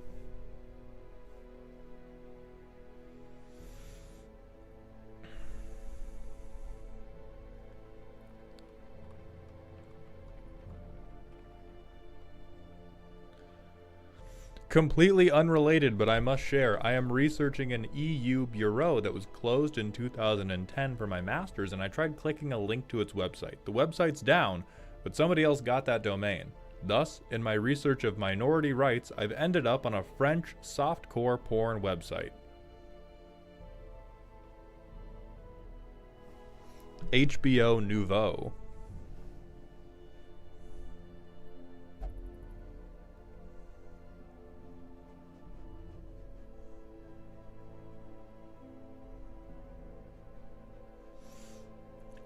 Jummy Bug, I think the redeem's just on cooldown. There's a 20-minute cooldown in between custom card reviews. Love Parthenax. It broke my heart to put that axe in his brain. Fuck you, Riffle. I'll kill you. Do we want this? Ooh, do we have any bounty hunters?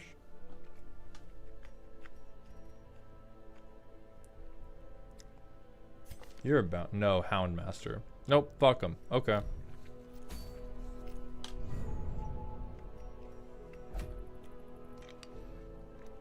Alright, so Starry-Eyed wanted a mission. Let's get Starry-Eyed a mission. We are not fighting a Wizened Hag. I do not want... Actually, sending an Antiquarian on a medium...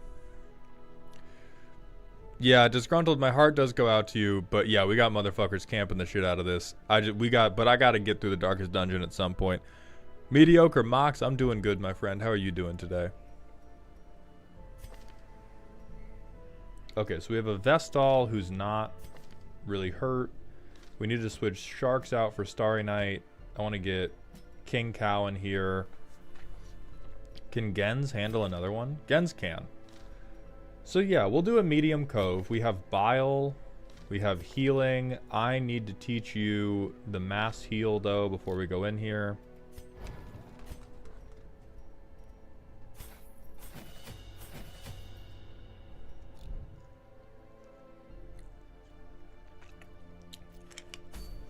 Oh yeah, and then money solves all your problems. Disgruntled, congrats on getting the custom card review.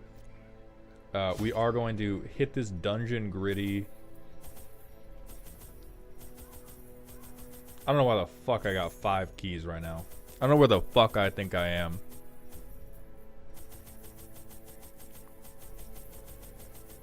Nathiator, you gifted 10 subs like 20 minutes ago. Just put your custom card in Dear Maldhound right the fuck now, you generous bitch.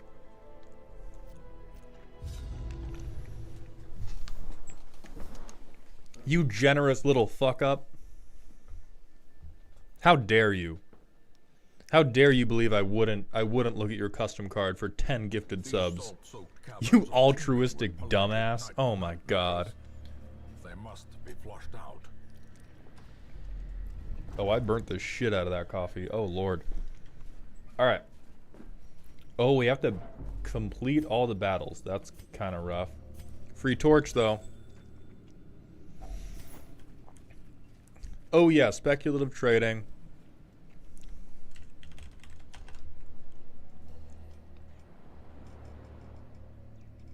Now listen, you guys, I love you.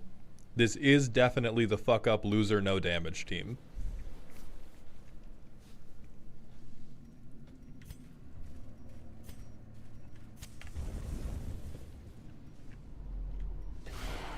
Okay. We surprise him, right?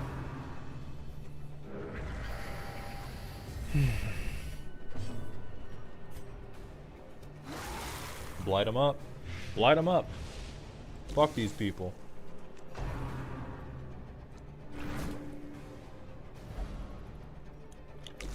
Well, Nathiator, that's too goddamn bad. You got something out of it. That's too goddamn bad. I'm foisting it upon you. I am foisting it. What's happening? What's happening, Gens? Oh, and your dumbass didn't resist the move. Okay. Oh, and your dumbass doesn't have the dodge ability.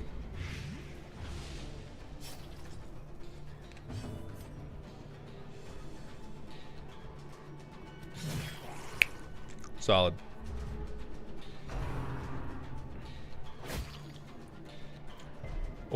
Okay. Only Gens is taking damage. We can heal that up relatively quickly. I would like you to not take a turn. God damn it. Hey, what's up, 124?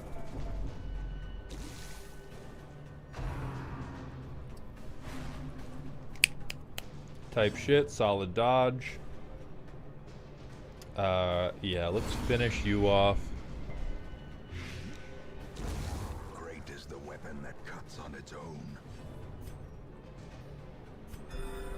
Solid healing, and we don't have any of the Vestal items on her either. Ooh! That's what I like to see. That is what I like. Do not. You bitch. You stinky little bitch.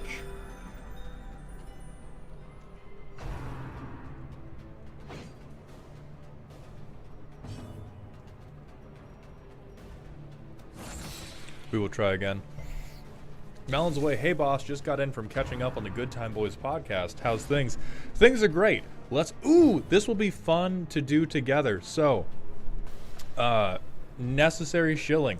I am now a regular co-host on a podcast with Veggie Wagon and Joe Cherries through Decked Out that's now called The Good Time Boys. You can listen to it on YouTube. I have no idea where else. Presumably wherever podcasts are sold. More importantly, as part of the name change to Good Time Boys, I made a deal with Joe, which was we can call the podcast Good Time Boys. I dislike how linguistically close it is to the phrases good old boy and proud boys. And if we are going to call ourselves the Good Time Boys, I am going to regularly bring up social justice and political issues to more explicitly differentiate myself from that. The painted nails should be enough, but like sometimes it's not. So if you guys have anything you want me to slip in to this week's episode, I am going to film today. I don't know what we're talking about, but usually there's some type of like listicle Joe wants us to go through. And randomly, I'm going to sneak in like fuck Trump and stuff like that.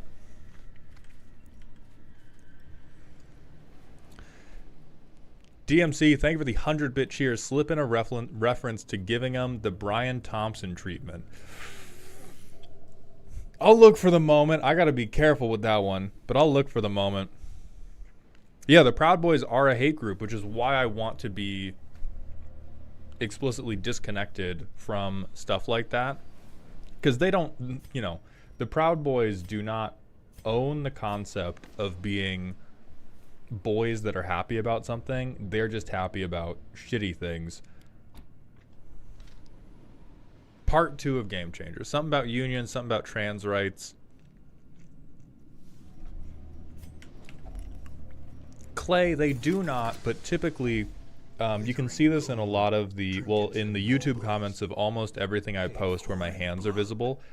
If you have painted nails as a man, people assume you are woke and making a statement. I think they look nice. But a lot of other people on the internet tend to think that it is that you are like signaling something about how woke you are.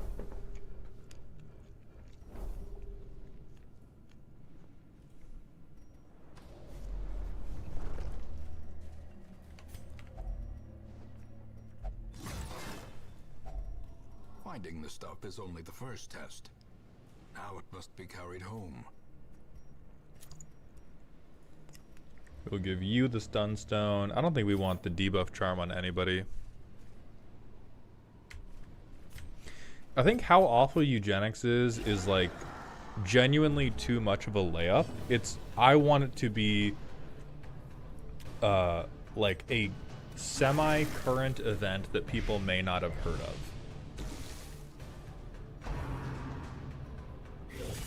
Unnerved, unbalanced.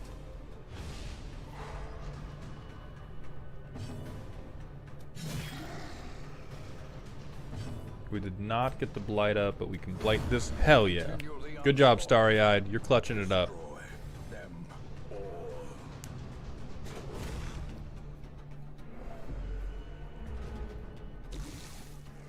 Yeah, like people see a dude with painted nails and assume that like something is up, rather than it just being an aesthetic that you can enjoy. Though only 124, thank you for the Prime sub, my friend. Welcome to the dog home. I appreciate those Jeffrey dollars. What the fuck, Gens? God. Lightning bolt. God! Fucking damn it, dude. Come on. Yeah, Blight can handle this.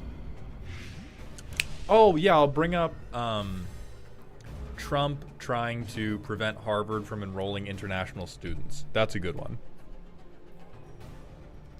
And I think there's other shit in they just forced not forced through, Congress is fucking complicit. But they just did the big beautiful bill, and I think I'll also bring up cutting almost $1 trillion from Medicare and SNAP benefits while increasing the debt ceiling by $5 trillion. Exotic, please do hit me with the personal question. Grumpy Dragoon, thank you for that message effect. I get accused of being a woke liberal while hanging my hand out the window, but it wasn't my iridescent nails. It might have been my trans people existing doesn't do nothing negative to your life, you crybaby bitch bumper sticker. Very real.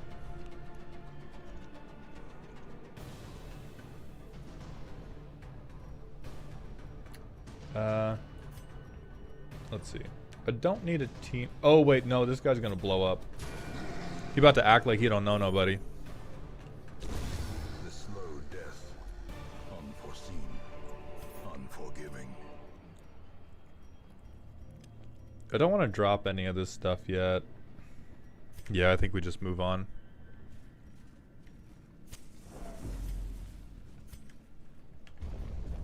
Oh, and this is gonna be a big dungeon, too.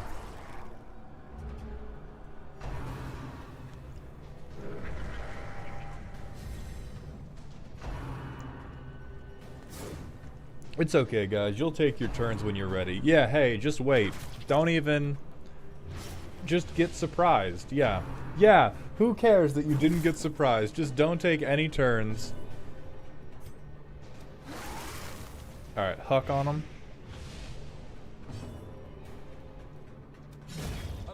Oh, type shit.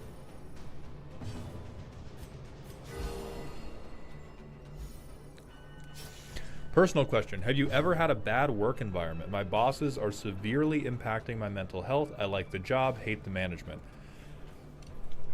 So, Exotic Show, I've not had a bad work environment in the classical sense of working in an office that sucked. The closest thing I have had to a bad work environment is my pursuit to be an Olympic level rower.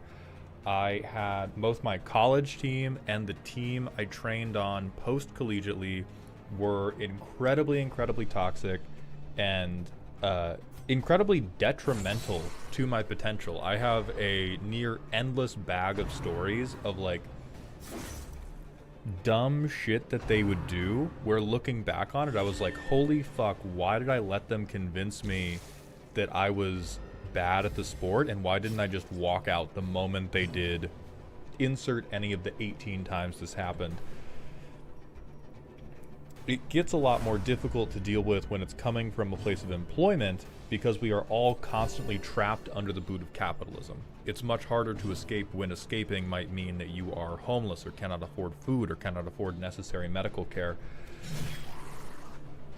I would... This is going to sound stupid, and this is going to sound cringe. It will likely be helpful to you to build up a narrative in your mind of how your life is going and place you in control of that narrative. I wouldn't post about it on Wattpad, but when your life is bad, if we look at the people who you would typically say are like snorting their own farts or have their head up their own ass, they typically have a very strong constructive narrative in their mind about what's happening in their life and why it's actually super dope. There is some part of that delusion that can be co-opted to make your life better without having you go off the fucking cliff into being a maniac. And if you have a really bad work environment, I would heavily encourage you to begin and end your days with affirmations in front of a mirror about your worth, your drive, the path you are taking to change the shitty life that you are in, even if you're stuck right now. But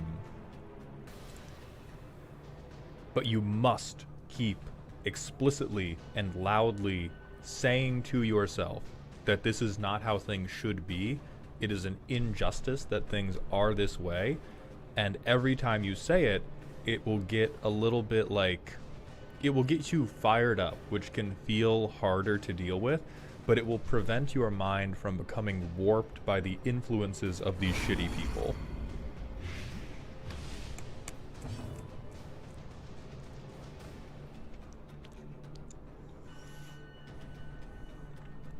Also, Girthy Poro, thank you for the 2 gifted subs. I appreciate that contribution to Dog Heaven, my friend.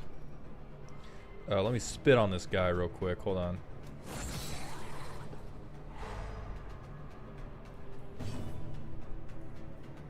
Sorry, Maul, I had to cancel my sub to afford pills to home grow my own breasts. Sorion, I approve. Subscription ended. Prescription begun. As the fiend falls.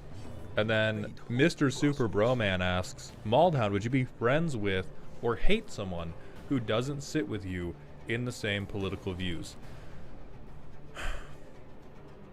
I realize that's a very charged question right now, and it almost always depends on the specific political view. If the political view is, I think what Trump is doing for our country is a good thing, we're not friends. We are diametrically opposed on a lot of basic beliefs about humanity and how you should treat other people in the world and how you should treat the environment that you exist in. In terms of like, because politics is everything.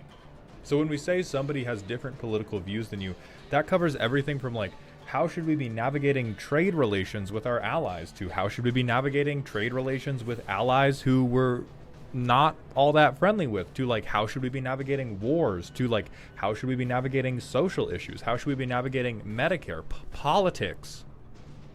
Politics is the umbrella that is over our entire life. And so when you say somebody disagrees with me politically, it could mean they disagree with me about anything in the entire world. If someone's like, I disagree on... This is gonna be a inflammatory example because of the whole fucking trade war Trump is doing. But if you go, well, I disagree with the way the U.S. has been navigating their trade the last couple of years. I do think we should have some degree of tariffs put in place and we should introduce new things to incentivize American manufacturing again. I can disagree with you on that policy and not hate you. That's a pretty specific, disconnected from daily life policy that we can just have an intellectual discussion about. If you go, I love Trump, MAGA is the way because I'm tired of all these goddamn trans people calling themselves women,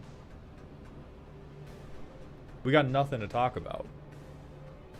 Maybe if I have the patience and the time to de-radicalize you, we can have a discussion where I'm like slowly unraveling all of your crazy. But political disagreement is like, dog, fucking disliking peanut butter is a political disagreement at this point. And it varies from being an academic pursuit that we can talk about to, oh, you just think some people aren't people.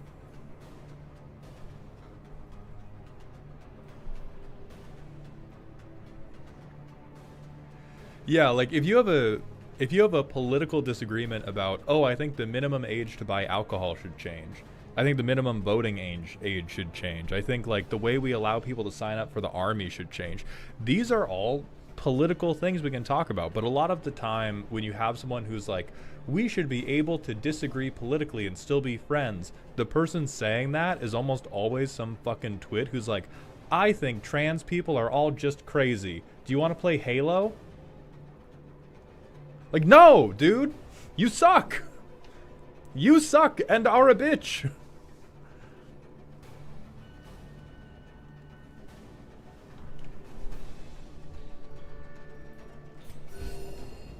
So those types of political disagreements, no, we can't be friends. An Exotic Show, thank you for those 10 gifted community subs. I appreciate that contribution to Dog Heaven very, very much. Ascendants hit me with the personal question. Yeah, no, 99% Hitler. I do not want to play Call of Duty with you.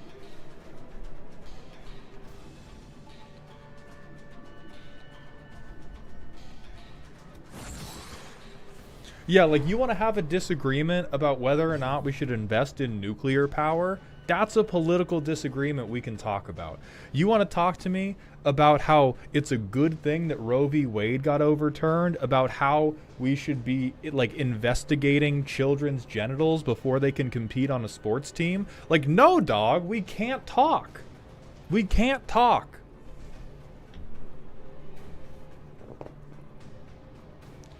Growing up in... Personal question from abhorrent descendants. Growing up in rural Tennessee, it always baffled me how poor or lower middle class white folk vote against their own interests. I think it's a combination of them thinking they are the temporarily destitute billionaire, and the LBJ quote, if you can convince the worst white man he's better than the best black man, he won't notice you picking his pocket. Any insight?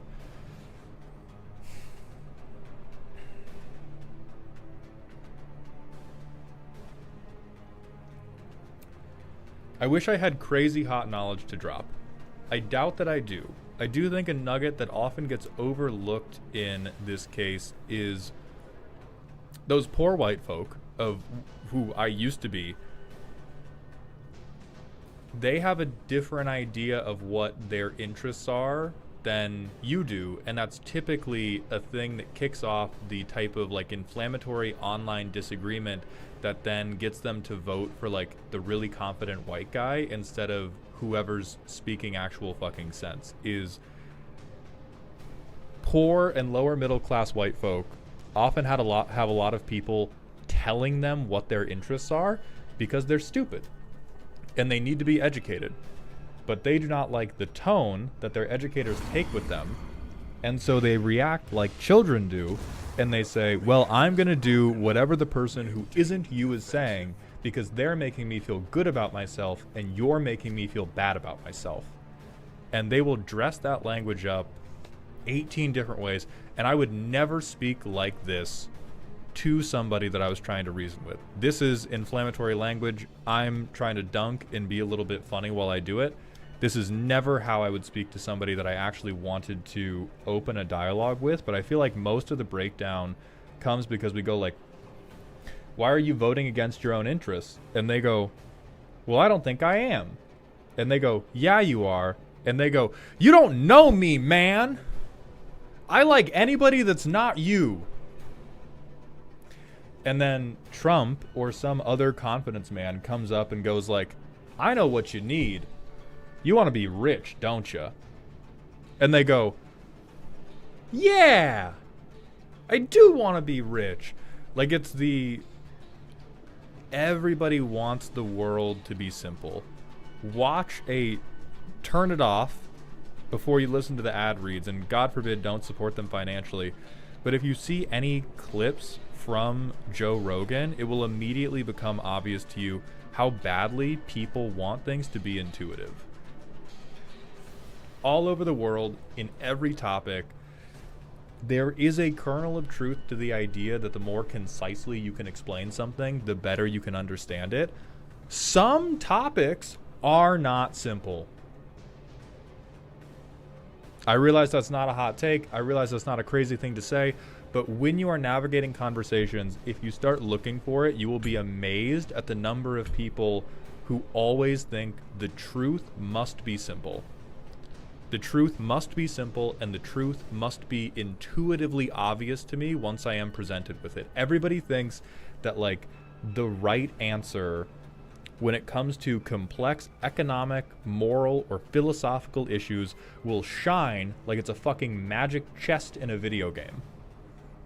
And that prevents a ton of conversation, because the people on the left will typically go like, oh, you're not considering everything. And the people on the right will go like, yeah, well, this idea feels shiny to me, and I think that's all I need, buckaroo. And then they make fart noises, and then they vote for Trump.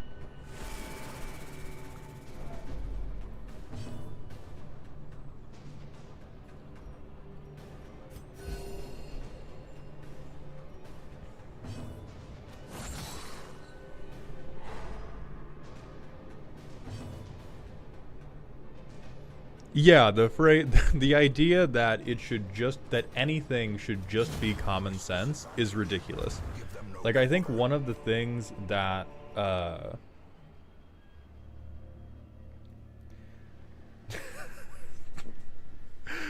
without a shadow of exaggeration, I think autism I got to get this right in case it's good enough to clip. Without a shadow of exaggeration, I think autism protected me from being radicalized by the alt-right, because by the time I was being presented with messaging of like, no, it's way simpler than you believe, I had already gone through like 16 years of being like, holy shit, social convention in the world I live in is so impossibly complicated and I have to study it all of the time to have any hope of understanding it. And so I had already accepted that as like, that's how the world works. It's extremely complicated. Stuff isn't simple. You have to watch and observe and iterate to get anywhere. Elon's lazy and rich.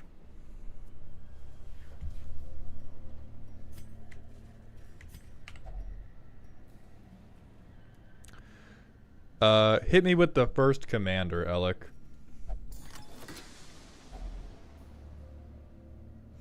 And Zilla, I agree with your premise very, very much.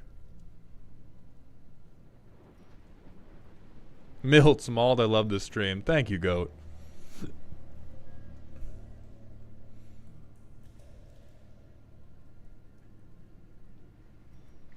Do I need all these crests? I don't think so.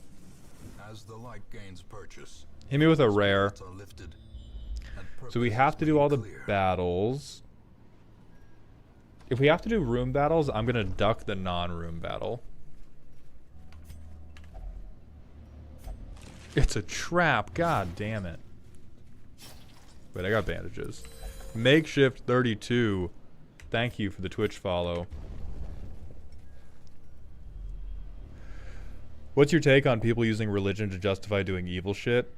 I don't have to use any of my fancy words to say that's bad. I think that community is a double-edged sword. You can use community to make people better. You can use community to convince people that they should better themselves in the world around them. And you can use community pressure or fear of having that community taken away from them to get them to do things that they otherwise never would. That is a thing that goes beyond religion. It has been abused the worst by religion. And I think the inconvenient fact about it is that cycle is never going to stop, because faith is one of the strongest performance enhancing drugs any human being can take in any arena. Whether you are attempting to achieve something athletically, whether you are attempting to achieve it politically, socially, which is really just a small scale political thing, academically, any arena in life, somebody with extreme and devout faith is going to have a massive leg up on somebody without it. And so no matter how many examples you can bring up of religion being used for evil, religion is never going away, because people are always going to recognize, hey, these crazy motherfuckers who are real and true believers are getting more done than me. Maybe they're on to something. And that's when you get tricked. So I think it's important to, I think it is important to live a life that includes faith. I think you should be incredibly skeptical about what you put your faith in.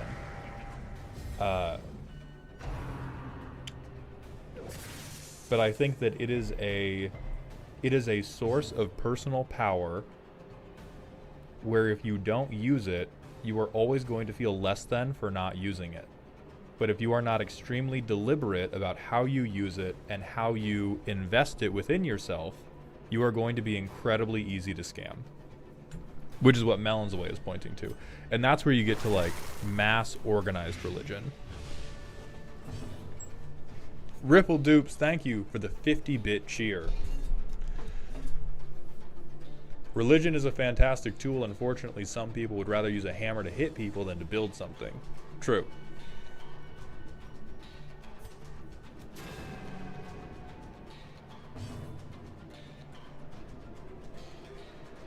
We're going to hit a manual ad break really quick because the pre-roll demons are back.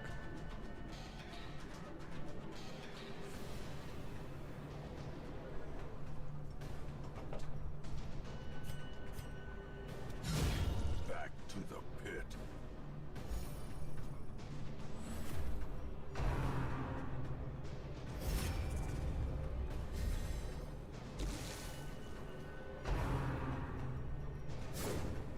All right, I'm gonna stop the vamping for a moment so we can actually kill some fucking fishmen, and then once the ad break is over, we will go back to the vamp zone.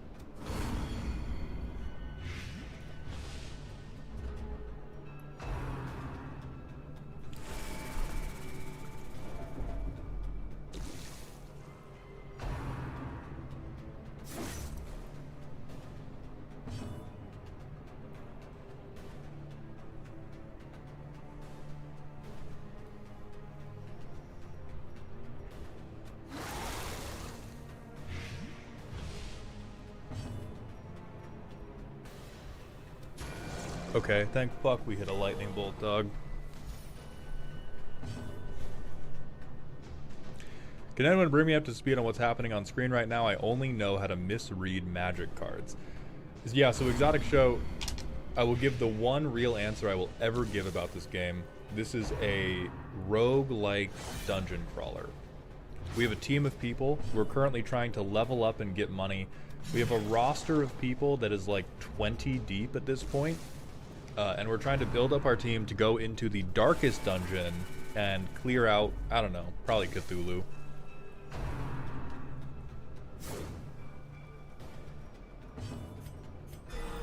Oh, big crit. Big crit.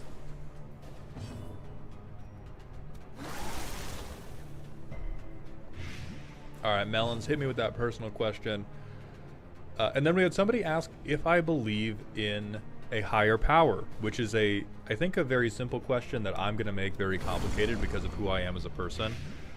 I do not believe that there is a God.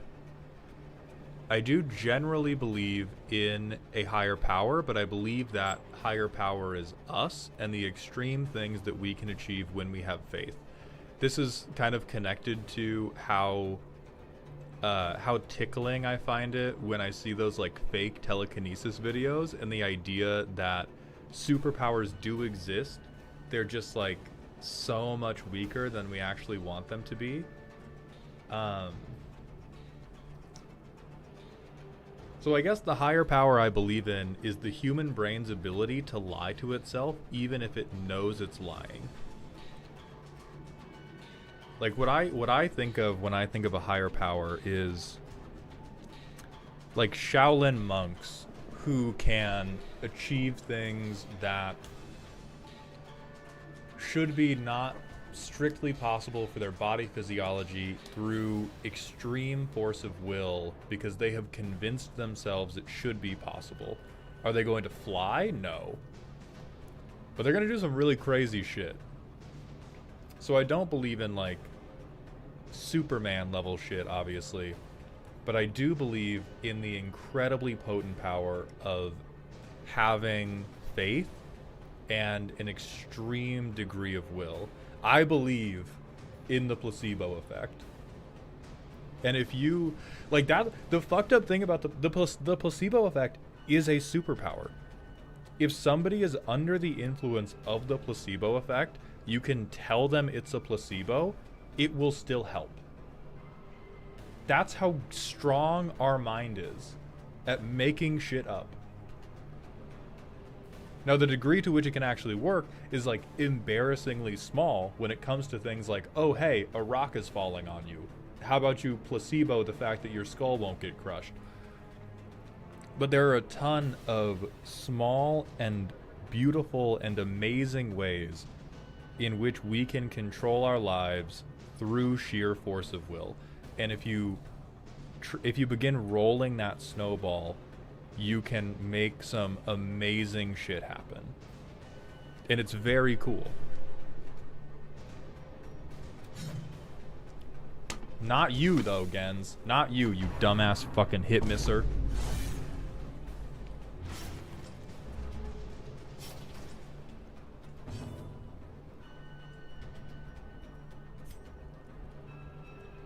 You know what? Skip your turn, bitch. Skip your goddamn turn. And then die to poison. Zenorum, thank you for the 4 months in a row with that Prime sub, my friend. Welcome back to the dog home. Melons away, thank you for the personal question. If you're swinging away from the genuinely important conversations, how do you goldfish well? I don't understand how you can play without knowing what other players are doing because Commander feels like such an interactive and reactive format. This is where I am a little bit of a cheater. I think the reason that I personally enjoy goldfishing and feel like I can quote-unquote goldfish well is because goldfishing well is mostly about having a large degree of, I think it's called liquid memory. I don't think this is a like universally accepted concept, but I remember reading once about what's called crystallized memory and liquid memory. So like, it's really also just fancy words for short-term versus long-term. But the greater number of like factors that you can passively pay attention to, the better goldfishing is for you. When I'm goldfishing, I'm not trying to pay attention to one series of events or decide anything specific about what's happening in front of me.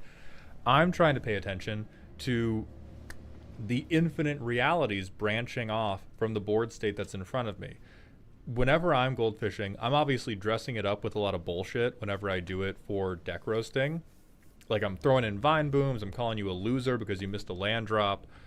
But when I'm doing it, I'm paying attention to, like, okay, it's turn 3. Could I respond to a threat? What would happen if a threat swung at me? What would happen if they removed my mana dork? I've played my commander. How fucked am I if they remove it instantly? Does my commander present a meaningful combat damage threat? Am I likely to be able to swing my commander if they have combat damage triggers? Like, there's a million pieces of background noise that you can pay attention to while you're goldfishing that can be accurately summarized as what if. And I think that's the best way to goldfish, is ask yourself a ton of what if questions. And you don't have to have hard answers of, well, this is how my deck would beat it. It's literally just like, what if they removed my commander? I have to wait 4 more turns to play my commander and do anything. That's relevant information. You don't have to stop and beat yourself up about it and then make changes to your deck to fix it right then. But you should pay attention to, like, okay, I've played my commander ahead of curve. Okay, I have a 7/7 on turn 3. Yeah, it's just logical branching.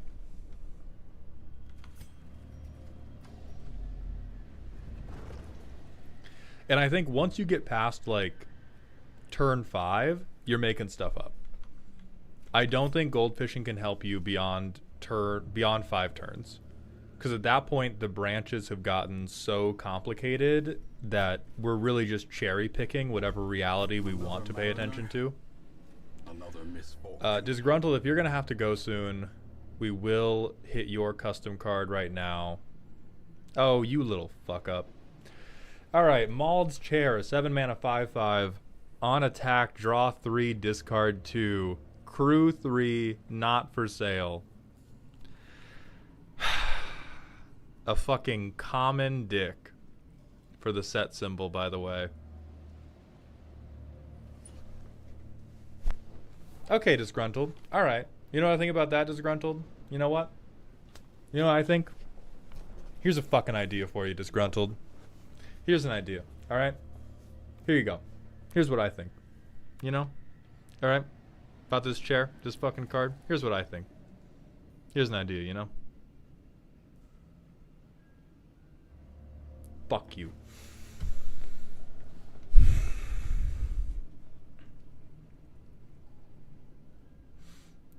Love you too, buddy. Thank you for the submission. Bad Flu, thank you for the 5 months in a row with Prime, my friend. Welcome to the dog home. And Tech MF, thank you for the Twitch follow.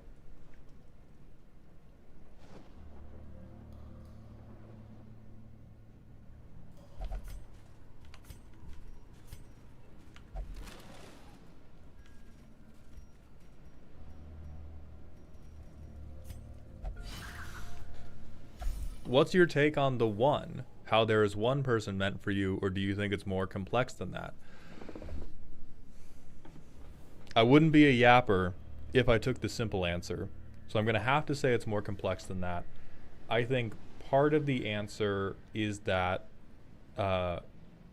much like anything else, it is a thing you choose.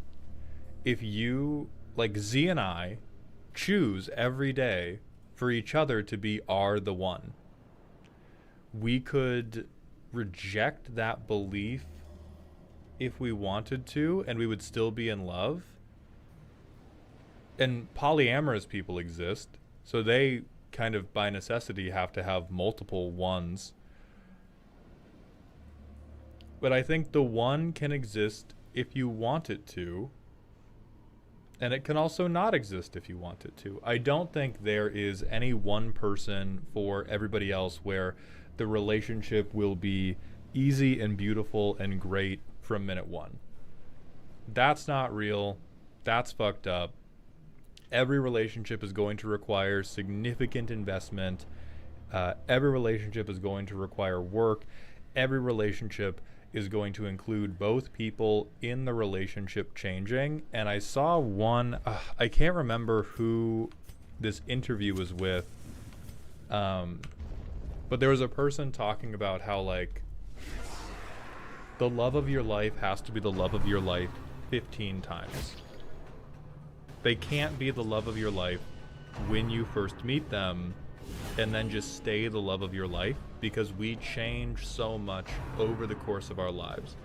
You're the one has to be your one again 5 years later, 10 years later, 15 years later. Because as people, we're doing shit. We're making moves. We are changing over time. And if they're only the one when you meet them, and then a decade later you're different people, and they're not your one again, you're gonna be in trouble. The flesh is knit. Bob's gonna throw up if you missed my cheer message. DMC, thank you for the 100-bit cheer. The chair should be a 5-1, no back support. Fucking got him. Facts.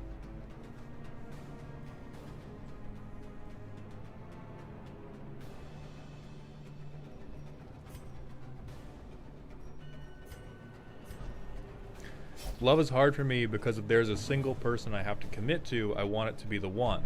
I don't want my heart or someone else's heart broken because of me. I understand where you're coming from emotionally, and I hope that you develop the tools to move beyond that. That, to me, if we're going to take that same emotion and express it along a different wavelength, that is the same feeling of, I don't want to try to learn this new skill because I don't want to feel embarrassed when I'm bad at it. I don't want to work out because I don't want my legs to hurt.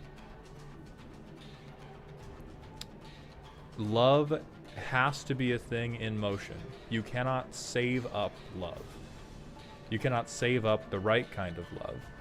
And no matter how safe you try to keep yourself, almost all of the skills you are going to need when you meet your person are going to be developed by being with other people and by breaking your heart with other people. It's something you have to go through. It's like, you can't be the person you need to be to fall in forever love if you've never been in love before.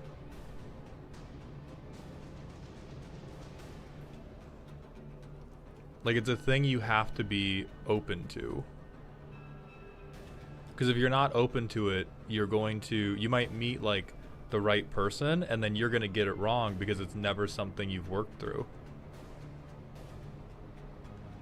And that goes back to like, there is nobody where you will just walk into them and things are sick and good. That doesn't exist. If you think that exists and you are in that relationship now, I am tremendously sorry for your first major disagreement and how bad that is going to be for your relationship. There are relationships that can be the best relationship in your life, that can be beautiful, that can help you grow as a person, where they grow as a person, and you can stay together until the day you both die, holding hands in your bed, in your mansion, because you got very rich and famous together. But if you don't practice being vulnerable, you're not going to be vulnerable enough to love the person you're meant to be with. Anyway, kill that guy. Thank you. Thank you, Starry-Eyed. Poison that man. Sensei Wu, thank you for the Prime sub, my friend. Welcome to the dog home.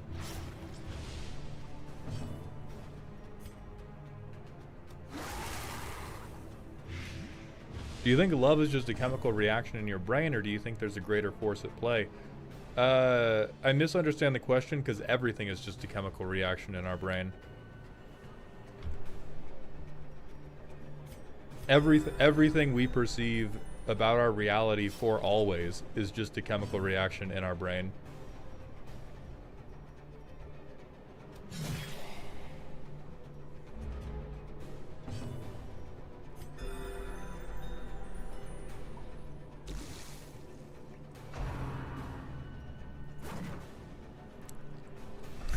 Everyone has chemical reactions, dumbass. It came free with your amygdala. Trope right, I ad-libbed that because I liked amygdala.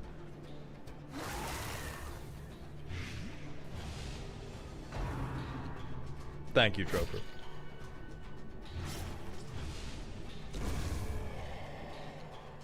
Guys, I really love the time we spend not playing Darkest Dungeon together. I know it drags on at times, but boy howdy do I really appreciate this time we spend together not playing any fucking Darkest Dungeons. Hey, fuck that guy, fuck that fish. Amygdala these nuts, fuck, got me. Fucking got me.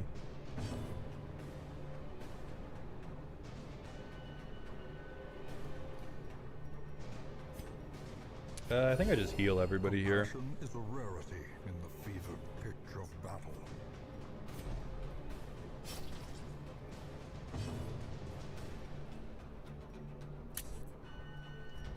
Okay, that will blight out.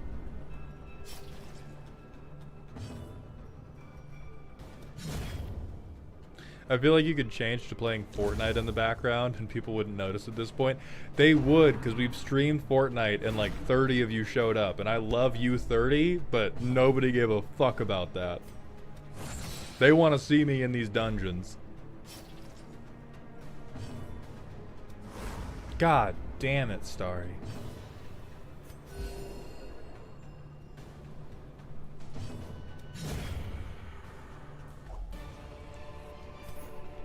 Dope. Okay. Where's my antiquarian? Dope. Use the key. Fuck yeah. Egbert, I've tried Slay the Spire and I did not really like it. I believe I can get through one more room.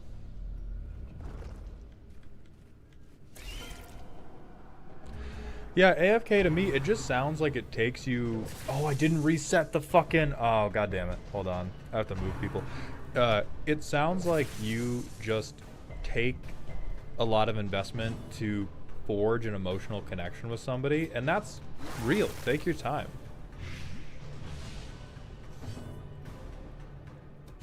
I will personally pay you $100 to try either of the modern XCOMs after you finish Darkest Dungeons. So Norm, I will fucking hold you to that, brother. I will fucking hold you to that shit. Let's just keep healing everybody. Get poisoned on. type shit. I hate snails. Except for salubrious.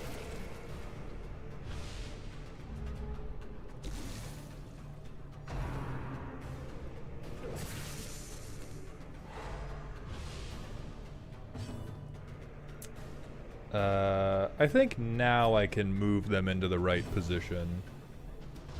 Impressive. I'm down with the strategy elements. Can I name people after you in XCOM? A huge part of what made this viable for me is being able to blame everything on you guys.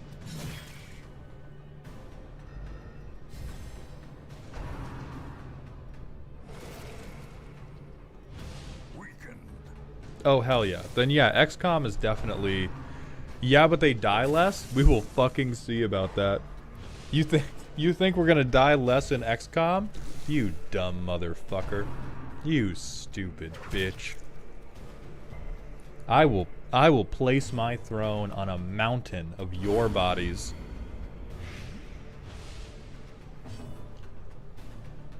That snail just climaxed on you? God damn it, man. I have not tried Stellaris. It seemed like it would be too big of an investment to get into. Like, Stellaris as a game seems like you have to take a fucking undergrad course to play the game, right? Stop getting stunned. We just keep healing everybody. Hell yeah, hell yeah. Fuck you. Melons, I love Hades. I've played a ton of Hades. I've played a not a decent amount. I've played a little bit of Hades 2. And one of our patrons actually regularly tortures me with their Hades 2 speed run times. Pisses me off.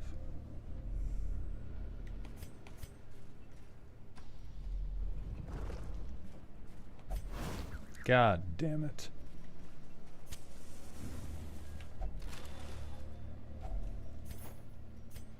I think this is like an okay money run. It's not the best, but I've been leaving behind a ton of loot in the name of keeping my supplies up. Oh, big scout. Oh, dope. So we only have one more battle to do.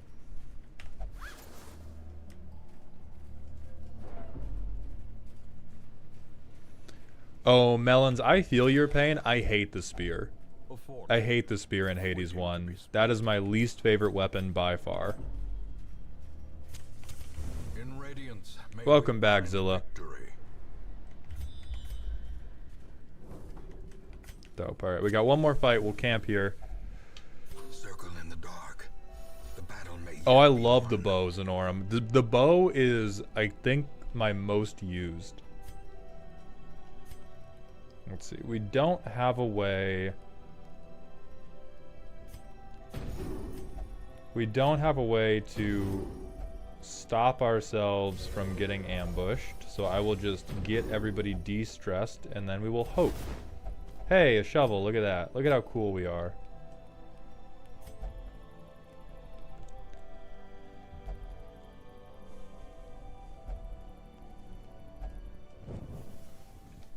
Hey, no ambushes here. We're the fucking best.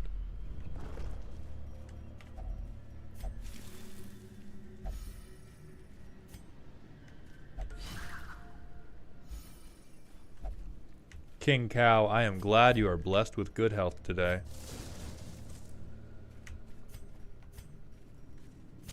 The match is strong. Alright. A blazing We got to star clear is born. the fuck out of this dungeon.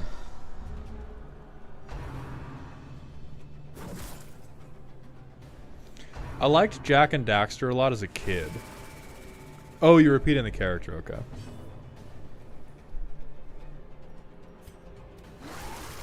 Dark, I appreciate that offer. I'm gonna let you know if we do XCOM, I am going to actively refuse to learn anything. Not only will I not learn, I will be hostile towards the idea of knowledge.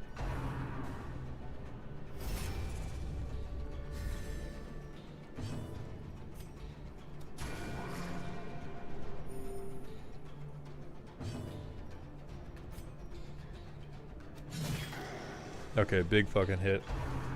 Worm Dirt, yes, I do fuck with Tack. I do fuck with Juju.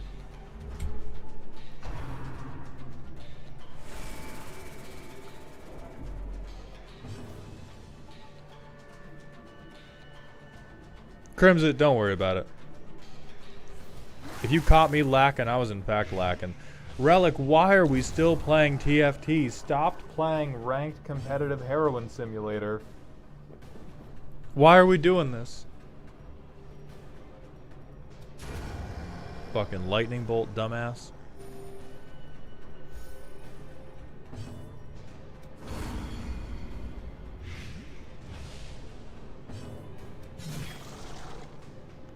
I'm gold 3. I need to get back to master. You need to master going outside. Stop it. You need to master a goddamn workout regimen and self-care routine. Nobody needs to get to master in TFT.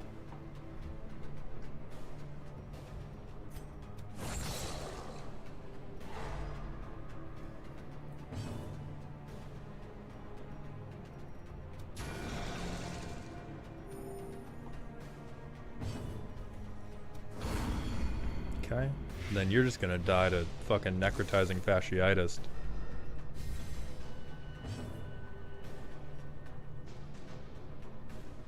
Gargos, Lorian. Get fucked on.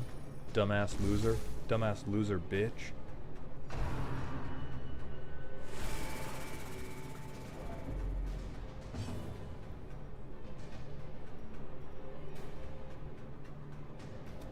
How long do I need to go outside to fix my mental health? Is 5 minutes enough? AFK, I know you said this is a bit. You've activated my trap card. So if you want to fix your mental health, I would highly recommend getting at least 15 minutes of the most direct sunlight you can get in the morning, and then at least one more dose of sunlight in the afternoon. What you want to do is you want to begin setting your circadian rhythms to the presence of the sun. So you want to give yourself bright sunlight. Like, I live in the northwest, so it's never all that bright. But the most direct sunlight you can get for anywhere between 15 and 30 minutes, depending on how cloudy it is. And then you want to give yourself more light later in the day as light is getting dimmer.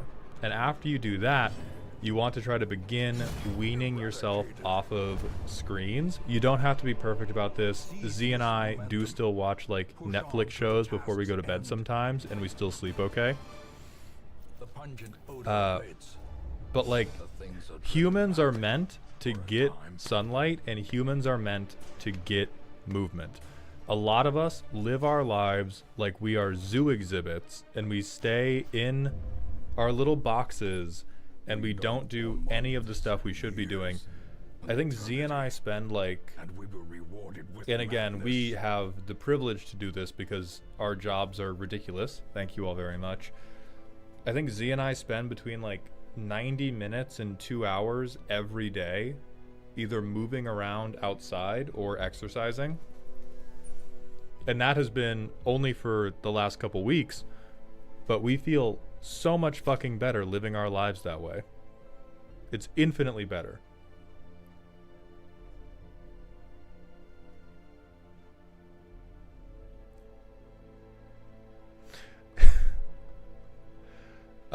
Sheep, I think you might be dead, buddy.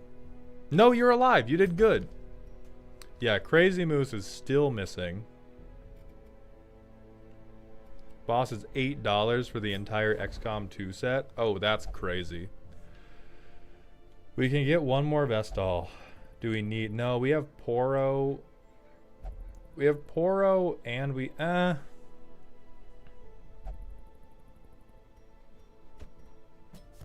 Smokey, welcome to the team. Pious and unrelenting.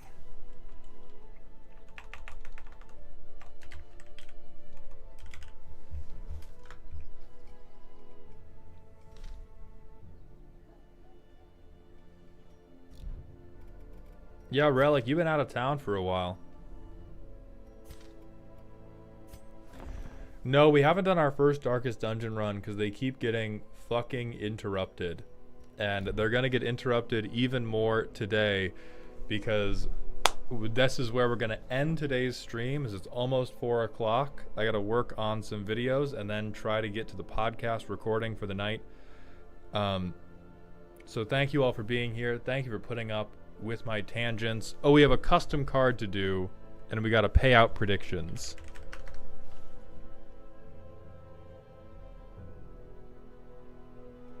We will complete that. Alright, Nathiators first. We have Ko the Face Stealer from Avatar. 5 mana, 2/8. Whenever a creature deals damage to Ko, that creature's controller sacrifices the creature, misspelled by the way, get fucked on. And Ko gains all abilities and creature types of that creature. Gains instead of swaps.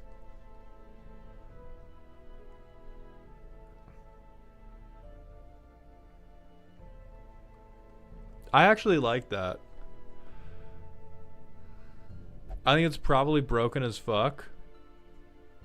But like in a bracket 2 broken way. And the flavor of the Face Stealer, like you can't look at them being, they have to fight you for it to work. Yeah, that's a little nasty.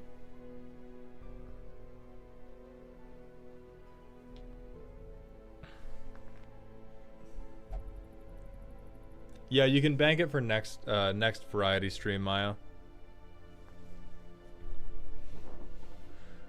What happens if this hits an indestructible creature? You fucking sacrifice it. Like, we got to spell controller correctly, but yeah. Hell yeah, actually. Nathiator, yeah. Alright, next we have Sturmfire. Stop hitting yourself. 2 mana legendary joke enchantment, flash. As a goaded creature does damage to a player, it does damage. It does that same damage to its controller. We'll take you to templating school, but that's fine. On an opponent's turn, you may pay 2 to replace that same with double that on the above ability for that turn. Okay, the wording's fucked, but I see what you're going for, and I do like what you're going for. And it is funny. I'll allow it.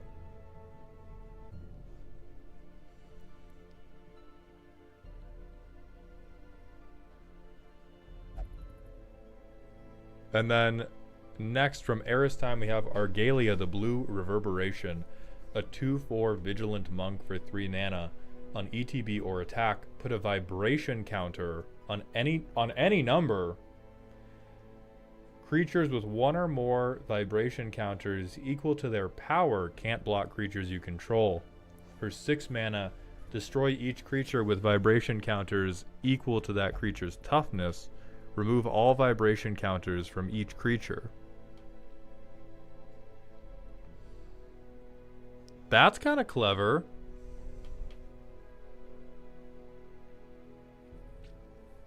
So we rub on them and then they die?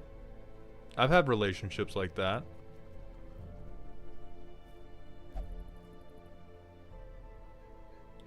I like this. I like this exclusively because it's limited to equal to, which I think is a difficult enough hurdle that you can be allowed to cook with that. Real. Real and true and based. Good job. I like these.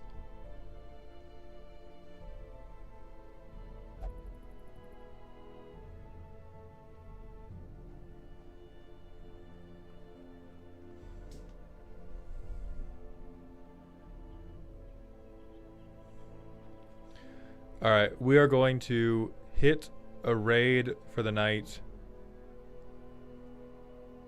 Beeps and Nerd Girl are both live.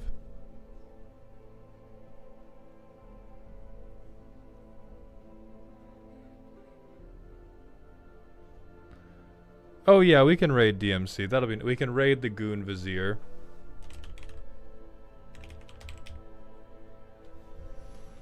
Oh yeah, they're playing Claire Obscura. That'll be dope. Hit them with who up vibrating they counters. We will give them a special little raid message. We will be live again tomorrow doing deck roasting. I hope to see you all there. Thank you all for watching, for the subs, the cheers, all of the support you give. I appreciate it very, very much. I hope you're having a good week. I hope you enjoyed today's show, and please remember to stay toxic. YouTube, that's just it for us, but we will be back tomorrow.